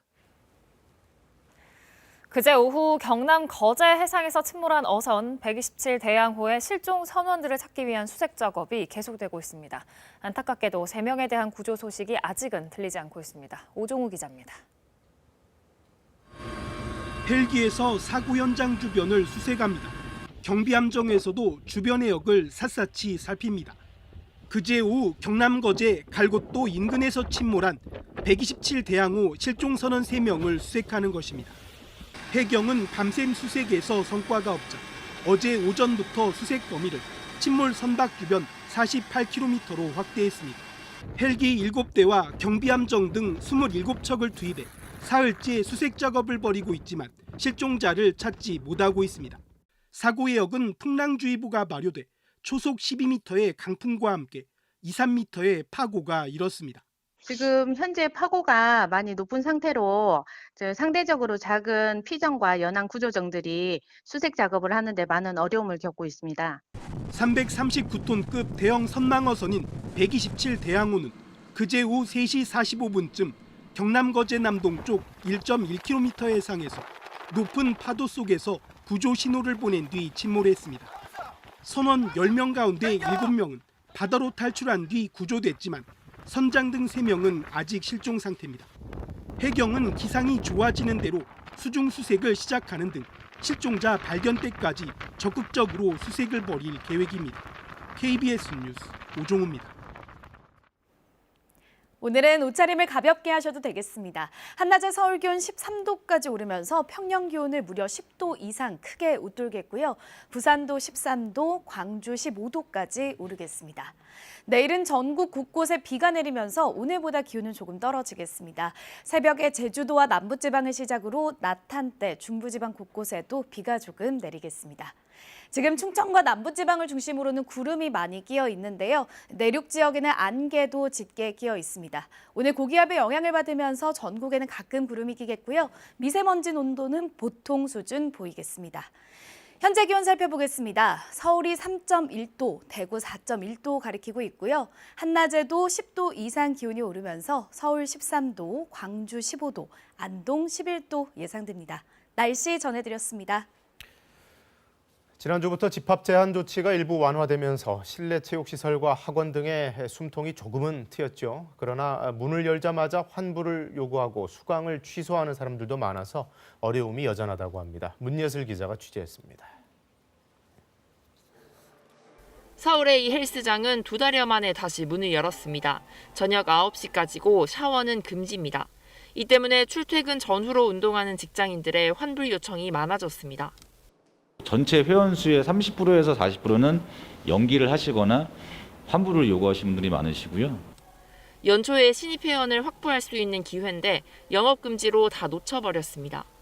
다시 문을 열었지만 위험시설이라는 인식이 생겨 회원 모으기가 또 쉽지 않습니다. 고위험 시설이고 비말 전파에 취약한 시설로 인식되게 지금 만들어 놓은 겁니다. 그렇다 보니까 신규 회원이 이제 유입이 안 되고 있고 학원도 사정은 비슷합니다. 곧 방학이 끝나면 저녁 수업이 많아지는데 9시 영업 제한이 발목을 잡습니다. 4시간 했던 수업은 3시간으로 줄어야 되는 거고 6시부터 8시에서 10시 이렇게 나눠서 수업 시간을 배정했던 학원들은 뒤쪽이 이제 날아가는 거죠. 수강 인원은 8제곱미터당 1명으로 제한됐습니다. 이 강의실은 원래 30명까지 수용할 수 있는 강의실입니다. 현재는 인원 제한으로 8명까지밖에 들어오지 못합니다. 아직 비대면 수업을 요구하는 학생이나 학부모들이 많아 결국 대면 수업과 화상 강의를 동시에 진행해야 합니다. 돈이 더 들어갈 수밖에 없습니다. 현장과 줌을 동시에, 그러니까 실시간을 동시에 촬영을 해서 내보낼 수 있는 시설을 그러니까 교실마다 갖춰야 된다는 거는 시설적으로 굉장히 부담이 있는 거고요. 카페 업계는 2명 이상 이용 시간을 1시간 이내로 강력 권고한다는 규정 때문에 혼란을 겪고 있습니다. 손님한테 1시간이 넘으셨으니까 나가주세요. 저희한테 이렇게 말씀드리는 것도 되게 조심스러운 부분이 조금은 있고요. 이들은 방역을 위해 영업을 제한하는 것은 이해하지만 업종의 특성을 살리지 못한 일괄적인 기준 때문에 힘들다며 차별화된 방역 조치를 요구합니다. KBS 뉴스 문예슬입니다. 식당 등의 영업이 9시면 끝나면서 요즘 번화가마다 이른 시각부터 인적이 끊기고 썰렁해지는 모습을 볼 수 있습니다. 그러다 보니 그걸 노린 상점 털이 범죄가 또 기승을 부려서 자영업자들 긴장이 높아졌다고 합니다. 설상가상으로 이른바 블랙 컨슈머들도 고충을 주고 있다는데요. 공민경 기자가 취재했습니다. 인적이 끊긴 골목에 한 남성이 어슬렁거립니다. 잠시 뒤 한 가게 앞에 서더니 문을 열고 들어갑니다.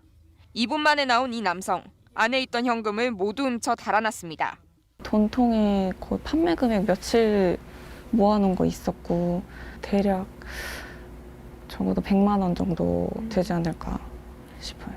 한 일주일치 정도는 되지 않을까. 절도범은 이렇게 CCTV가 하나도 설치되어 있지 않은 사각지대를 노렸습니다.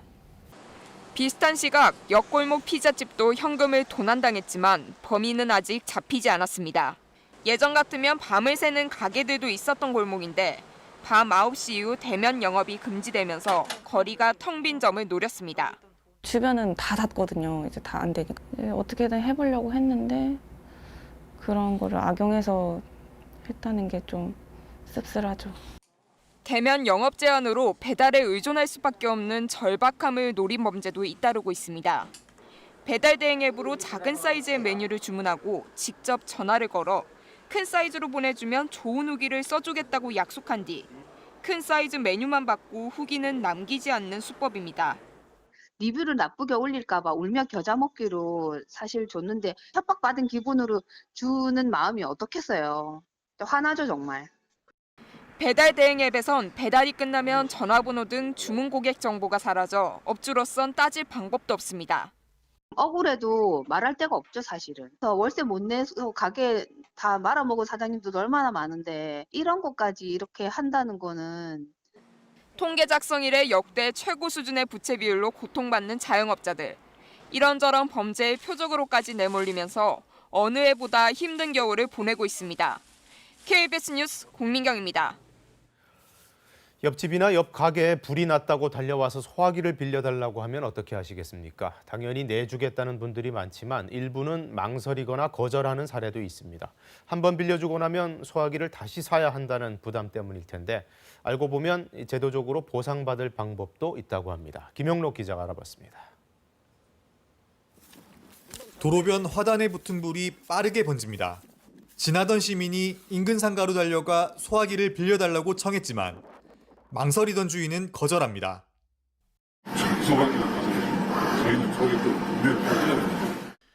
다른 가게에서도 소화기를 구하지 못한 시민은 주운 빗자루로 겨우 불을 껐습니다.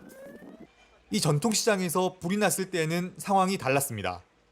상가 계량기에서 불이 붙자 인근 상인이 가게에 있던 소화기를 들고 달려가 불길을 잡았습니다. 그냥 불이 올라오길래 큰일 났다 싶어서 이제 가게에 있는 걸 소화기를 가지고 이제 뛰어가서 이제 불을 껐지 하고. 이웃 상가로 불이 번지는 걸 막자는 생각에 선의로 한 일이어서 소화기를 보상받을 수 있습니다. 이처럼 화재 진압에 사용된 소화기 등을 보상해 줄 수 있다는 부산시 조례는 이미 지난 2015년 시행됐습니다. 보상 절차는 간단합니다. 최근 3년 이내에 화재를 진압하는 데 도움을 준 소화기가 있다면 소방서에서 사실 확인을 거쳐 구입 비용을 대신 내줍니다. 이제 화재 진압을 하는데 소화기를 사용했다는 청구서하고 그다음에 새로 구입한 소화기 영수증 그 두 가지만 있으면. 다만 현재 관련 조례 규정이 전국 시도가 조금씩 다르고 세종시 등 전국 5개 시도에는 아직 조례가 마련되지 않았습니다. 화재 초기 소화기 한 대는 소방차 한 대의 역할도 할 수 있는 만큼 보상제도의 확산이 필요해 보입니다. KBS 뉴스 김영록입니다. 네, 지난 10일 중국의 금광에서 광부 22명이 매몰되는 사고가 났는데요. 2주 만에 11명이 극적으로 생還했습니다. 남은 10명의 실종자들에게도 기적이 일어나길 중국인들이 고대하고 있습니다. 오세균 특파원이 보도합니다. 구조대원과 함께 첫 매몰 광부가 모습을 드러내자 박수 소리가 터져 나옵니다. 지난 10일 산둥성 엔타이 금광에서 폭발 사고가 난 지 2주 만입니다. 이 광부는 무너진 지하 600m 갱도에서 탈진된 상태에서 발견됐습니다. 发现这个被工人员，所以最重的已经上来了，逐渐越上来的这个身心方方面面的健康状态也健康的。 첫 구조자가 나온 뒤 오후 들어 구조가 활기를 띠면서 매몰 광부 3명과 7명이 각각 추가로 구조됐습니다. 이들 생존자는 그동안 영양액 등을 공급받아 조금씩 회복하며 구조를 기다려왔습니다. 하지만 함께 있었던 한 명은 폭발 사고의 충격으로 숨진 것으로 알려졌습니다. 包括看看有没有受伤的地方，同时呢还看看包括把他的眼睛啊进行一下防护。总体来说，这次救援呢，它的进度比我们预想的快。 하지만 매몰된 22명 가운데 10명은 아직도 실종 상태. 중국인들은 지난 2010년 칠레 광산 사고에서 33명의 광부들이 69일 만에 구조됐던 기적을 떠올리며 극적 생還을 고대하고 있습니다. 선양에서 KBS 뉴스 오세균입니다. 어릴 때 가지고 노는 분들 많으시죠? 이 추억의 장난감 요요. 이 요요에 빠진 5청년의 삶을 무려 8년 동안이나 관찰한 다큐멘터리 영화가 요즘 극장가에서 잔잔한 화제가 되고 있습니다. 무언가에 열광해본 이들이라면 누구나 공감할 만한 작품이라는데요. 김지성 기자가 소개해드립니다.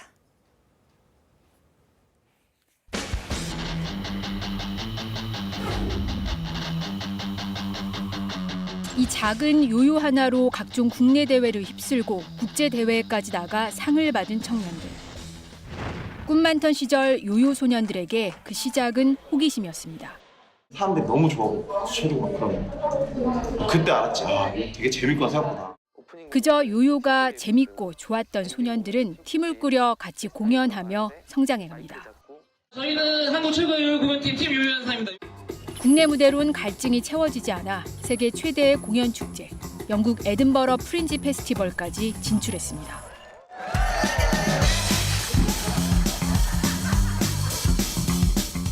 그러나 꿈과 현실 사이에서 깊은 고민을 해야 했고 인생의 갈림길에서 각자 다른 선택을 하게 됩니다. 영화는 그 과정을 8년 동안 묵묵히 관찰한 기록입니다. 어떤 걸 선택했다고 해서 그것이 좀 잘못된 게 아니라는 말을 하고 싶었어요. 좋아하는 걸로 일을 해가는 것도 굉장히 행복한 일이지만 또 그렇지 않은 삶에서도 또 다른 행복을 찾을 수 있다고 생각을 하거든요. 누군가는 평범한 직장인이 됐고 요요로 사업을 하거나 전문 공연인의 길을 걷는 이도 있습니다.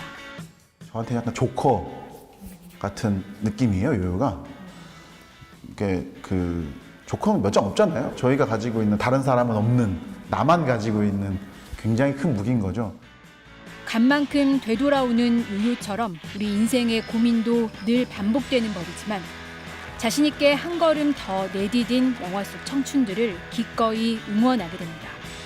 본인이 좀 잘하는 게 좀 뭔가가 있다면은 간접적인 외압 같은 것도 조금 스스로 좀 다시 좀 생각을 해보실 필요가 있지 않을까. 아무것도 안 하면 진짜 그냥 계속 제로 상태거든요. KBS 뉴스 김지선입니다.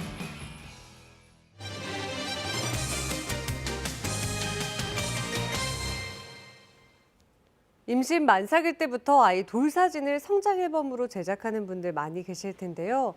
사진관에 돈을 낸 뒤에 몇 번 찍고 앨범을 제때 받지 못하는 피해가 해마다 수백 건에 이르고 있습니다. 이유진 기자의 보도입니다. 한 사진관에서 아이의 성장 앨범을 만들기로 한 33살 오모 씨. 89만 원을 미리 내면 앨범과 액자까지 만들어준다는 말에 2018년 만삭 때부터 아이 돌까지 5차례 사진을 찍었습니다. 하지만 아이가 4살이 되도록 앨범을 받지 못하고 있습니다. 둘째한테 깐난쟁이로 가라고 할 수가 없잖아요. 지금 당장 다시 찍으려고 해도 못 돌아가잖아요. 그게 되게 제일 답답한 거예요. 인터넷 맘카페 등에는 이 사진관에서 비슷한 피해를 당했다는 글이 30여 건이 넘습니다. 고소장 제출을 생각한 이들도 있지만 이 또한 여의치 않습니다. 경찰이 사진관 업주가 거세게 항의하는 일부 피해자에게 뒤늦게 앨범을 제작해주는 등 변제하는 경우 사기죄 성립이 어렵다고 한 겁니다.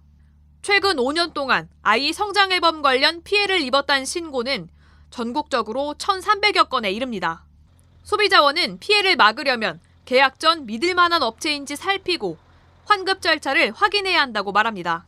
아기 성장 앨범과 관련된 소비자 피해는 매년 200건 이상씩 접수가 되고 있습니다. 계약하실 때에는 계약 조건들을 좀 더 확인하신 후에 계약하시는 것이 피해를 예방할 수 있습니다. 특히 제작 비용은 한꺼번에 미리 내지 말고 앨범 등을 받을 때 잔금을 치를 것을 강조했습니다. KBS 뉴스 이유진입니다. 전국 섬마을에선 해안가로 밀려든 해양 쓰레기로 몸살을 앓고 있습니다. 제대로 수거도 되지 않아서 골칫거리가 되고 있는데요. 경상남도에선 전용 수거 운반선까지 건조해서 해양 쓰레기 제로에 나섰습니다. 황재락 기자입니다. 경남 통영에서 100길로 30여 분. 해마다 관광객 10만 명이 찾는 비진도입니다. 섬 뒤편 해안 도로를 따라가자 군데군데 쓰레기가 쌓여 있습니다. 밥상과 가구부터 커다란 냉장고와 엉켜버린 폐 그물까지 쓰레기 양을 쉽게 가늠하기도 어렵습니다. 쌓여있는 쓰레기들은 대부분 지난해 여름 태풍 때 육지에서 떠밀려온 것들입니다. 섬마을 주민들이 미처 치울 엄두가 나지 않아 이렇게 한 곳에 쌓아둔 것입니다. 섬마을 선착장으로 청소차를 실은 배가 다가옵니다. 경남에서 처음 건조된 해양 쓰레기 전용 수거 운반선입니다. 44개의 유인도 등 통영 570개 섬 지역을 찾아다니며 해양 쓰레기 수거는 물론 생활용품 해상 운반도 돕습니다. 무인도 갯바위에선 특수 제작된 소형 보트를 활용해 방치된 해양 쓰레기를 수거합니다. 해양 쓰레기 수거 운반이 첫 번째 주 임무가 되겠고, 그 외에 이제 부수적으로 생활 쓰레기 수거 운반이라든지, 그 다음에 이제 각 도서지역 주민들이 원하는 생필품 운반까지도 지금. 생활 폐기물 처리도 쉽지 않은 섬마을 주민들에게 해양 쓰레기 고민을 덜 수 있게 됐습니다. 해양 쓰레기 이런 거는 처리가 빨리빨리 될 거고, 거기에 대해서 이제 저희 마을도 깨끗해질 거고, 많은 이제 관광객들이 찾아뵙지 않겠습니까? 경상남도는 올해 환경정화선 2척을 추가로 확보해 해양 쓰레기 줄이기와 수거 활동에 속도를 낼 계획입니다. KBS 뉴스 황재락입니다. 충남 태안 앞바다에서 겨울바다의 봄나물이라고 불리는 곰피 수확이 한창입니다. 싱싱한 바다향을 가득 담은 현장에 유진환 기자가 다녀왔습니다.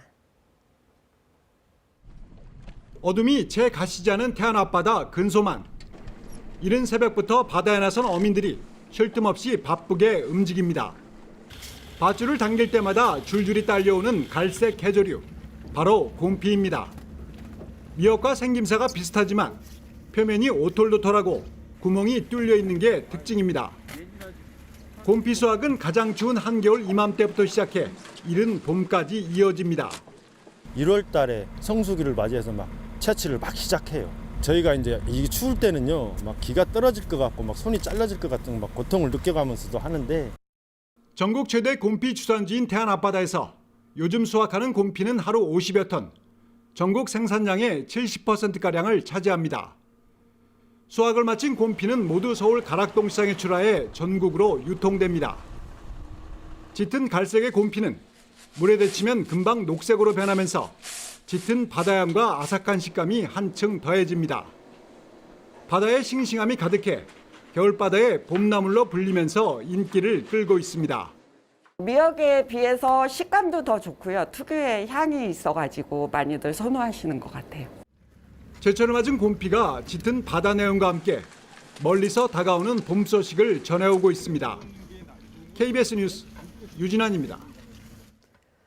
1500년 전 구구려인들이 남긴 찬란한 문화유산인 구구려 고분벽화를 더 가까이 들여다볼 수 있게 해주는 의미 있는 책이 출간됐습니다. 또 소설가 박완서탁의 10주기를 맞아 엄마를 그리는 애틋한 마음을 담은 딸의 수필집도 독자들을 찾아옵니다. 이 밖에 새로 나온 책들 김석 기자가 소개해드립니다. 무덤 천장에 펼쳐진 천상의 세계. 붉은 태양 안에 사는 불사조인 세 발 달린 까마귀 삼조고, 사람의 얼굴에 새의 몸을 한 인면조, 천상세계의 신성한 존재입니다. 고구려인들이 무덤에 베풀어 놓은 그림은 역사의 보고이자 우리 전통 미술의 뿌리가 되는 귀중한 문화유산입니다. 1500년 전 고구려인이 남긴 천상의 예술. 그러나 북한과 중국에 있어서 직접 가보기도, 사진이나 관련 기록물을 접하기도 어려운 고구려 고분 벽화 자료를 집대성했습니다. 훼손으로 인해 잘 안 보였던 벽화 속 아름다운 문양과 그림의 원형을 일러스트로 되살리고 그 속에 담긴 의미를 알기 쉽게 풀었습니다. 내가 쓴 글들은 내가 살아온 시대의 거울인 동시에 나를 비춰볼 수 있는 거울이다. 생전에 그 말처럼 40여 년을 쉼없는 열정으로 써내려간 주옥 같은 작품들로 한국 문학사에 뚜렷한 발자취를 남긴 작가 박완서. 엄마의 부재를 가장 가까이서 겪어내야 했던 딸이 엄마의 부엌에서 밥을 지어 먹으며 꺼내든 그리움의 기억들입니다. 세상과 작별한 지 어느덧 10년이 흘렀지만 작가가 남긴 글과 삶의 향기는 어제처럼 오롯합니다.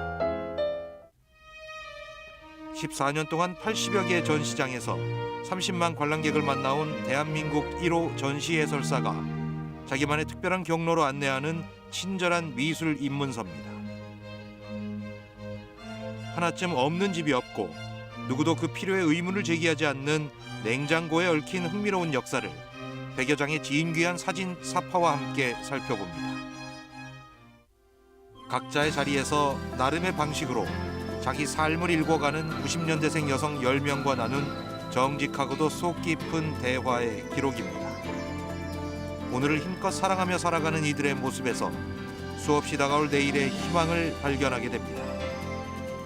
KBS 뉴스 김석입니다. 이 시각 출근길 교통 상황 알아보겠습니다. 서울경찰청입니다. 안녕하십니까. 월요일 아침 교통정보입니다. 자동차 전용도로 위주로 일찍부터 정체 시작되고 있는데요. 여유로운 마음 가지시고 출근길 오르시길 바랍니다. 오늘 아침 가장 심한 정체 보이고 있는 강변북로 구리 방향 행주대교부터 양화대교까지 30분 넘게 소요되고 있고 마포대교부터 동작대교까지도 힘겨운 모습입니다. 나란히 가고 있는 올림픽대로 하남 방향 사정이 조금 더 낫겠습니다. 방화대교부터 가양대교와 다시 여의도 부근 지나기 어렵고 그 외 구간은 대체로 수월합니다. 동부간선도로 성수 방향 도봉 지하차도 부근부터 성수 진출램프까지 전 구간 밀리고 있습니다. 반대 의정부 방향은 창동교에서 상계교 구간만 잠시 서행되겠습니다. 송파대로 가락시장역에서 잠실역 방향으로 통행량 많은데요. 석촌역 다시 잠실역 부근에서 신호대기 몇 차례씩 받고 있습니다.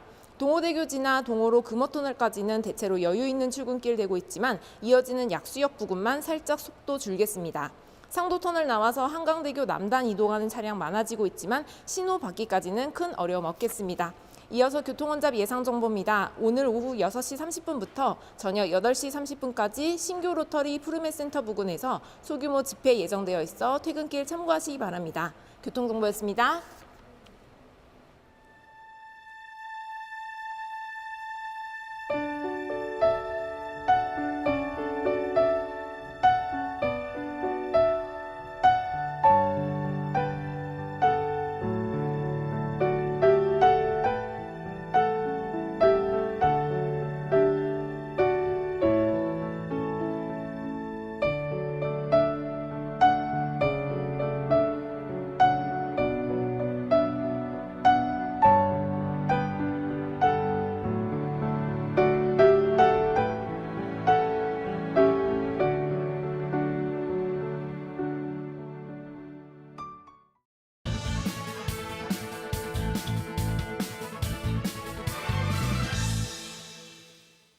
동열이도 없고 종범이도 없고 20여 년 전쯤 김웅용 야구 감독의 유명한 탄식이죠.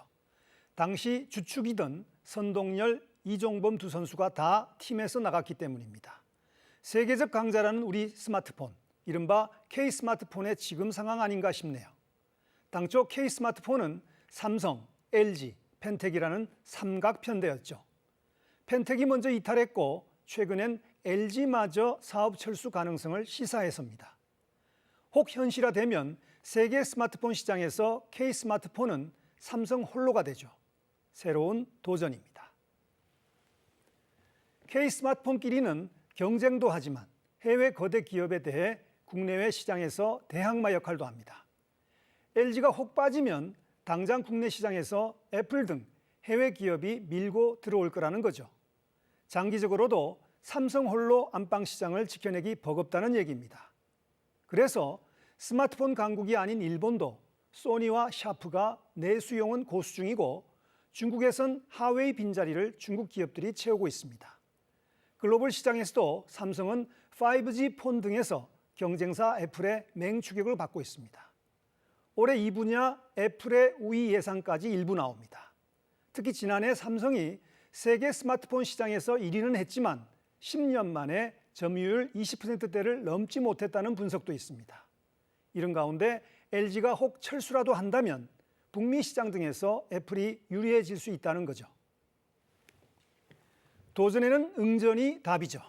애플이 미국 시장 중심 초고가 제품에서 독보적이라면 삼성은 저가부터 초고가 모델까지 모두 소유한 강자입니다. 저가 모델로 신흥 시장을 공략하고 혁신을 통해 고가폰의 수요까지 창출할 수 있죠. 올해도 삼성의 세계 스마트폰 시장 1위는 무난할 거라는 예상이 나오는 이유입니다. 도전의 쌍둥이 형제는 기회라죠. 도전 앞에선 K 스마트폰, 함께 방문한 기회의 손을 놓치지 않기를 기대해 봅니다. 뉴스예슬이었습니다.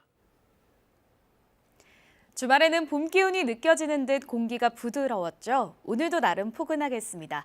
한낮에 서울 기온 13도까지 오르면서 평년 기온을 10도 이상 크게 웃돌겠고요. 3월 하순에 해당하는 포근한 날씨 예상됩니다. 부산도 13도, 광주도 15도까지 오를 것으로 예상됩니다. 내일은 전국 곳곳에 비가 내리면서 오늘보다는 기온이 조금 떨어지겠습니다. 내일 새벽 제주도와 남부지방을 시작으로 비가 내리면서 낮 한때는 중부지방에도 비가 조금 내리겠습니다. 일부 지역에는 지금 구름이 끼어 있습니다. 충청과 남부 내륙 지역에는 안개도 조금 끼어 있는데요. 오늘은 고기압의 가장자리에 들면서 전국에 가끔 구름이 끼겠습니다. 날씨가 따뜻해지니까 미세먼지가 걱정되실 텐데요. 서풍이 아니라 동풍의 영향을 받으면서 미세먼지 농도는 보통에서 좋음 수준을 보이겠습니다. 현재 기온 살펴보겠습니다. 서울이 3.1도, 광주 5.3도, 대구 4.1도로 대부분 평년 기온을 웃돌고 있고요. 한낮에는 서울 13도, 강릉 11도까지 오르겠고 전주와 광주가 15도, 부산도 13도까지 오르겠습니다. 바다의 물결은 제주 해상에서 최고 4m까지 거세게 일겠고요. 동해안에서는 오늘 높은 너울성 파도를 주의하셔야겠습니다. 당분간 날씨는 대체로 따뜻하다가 금요일에는 서울의 아침 기온이 영하 12도까지 떨어지면서 반짝 한파가 찾아오겠고요. 이 한파는 길게 가지 않고 토요일까지 이어지다가 일요일부터는 조금씩 기온이 오르겠습니다. 날씨 정보 전해드렸습니다. 앞서 전해드린 앵커 브리핑에서 충남 서천군 교회 관련 확진자 소식을 전할 때 배경 화면에 서천의 자막이 서산으로 잘못 표기돼 있었던 점 사과드리겠습니다. 오늘 뉴스광장은 여기서 마칩니다. 시청해주신 여러분 고맙습니다.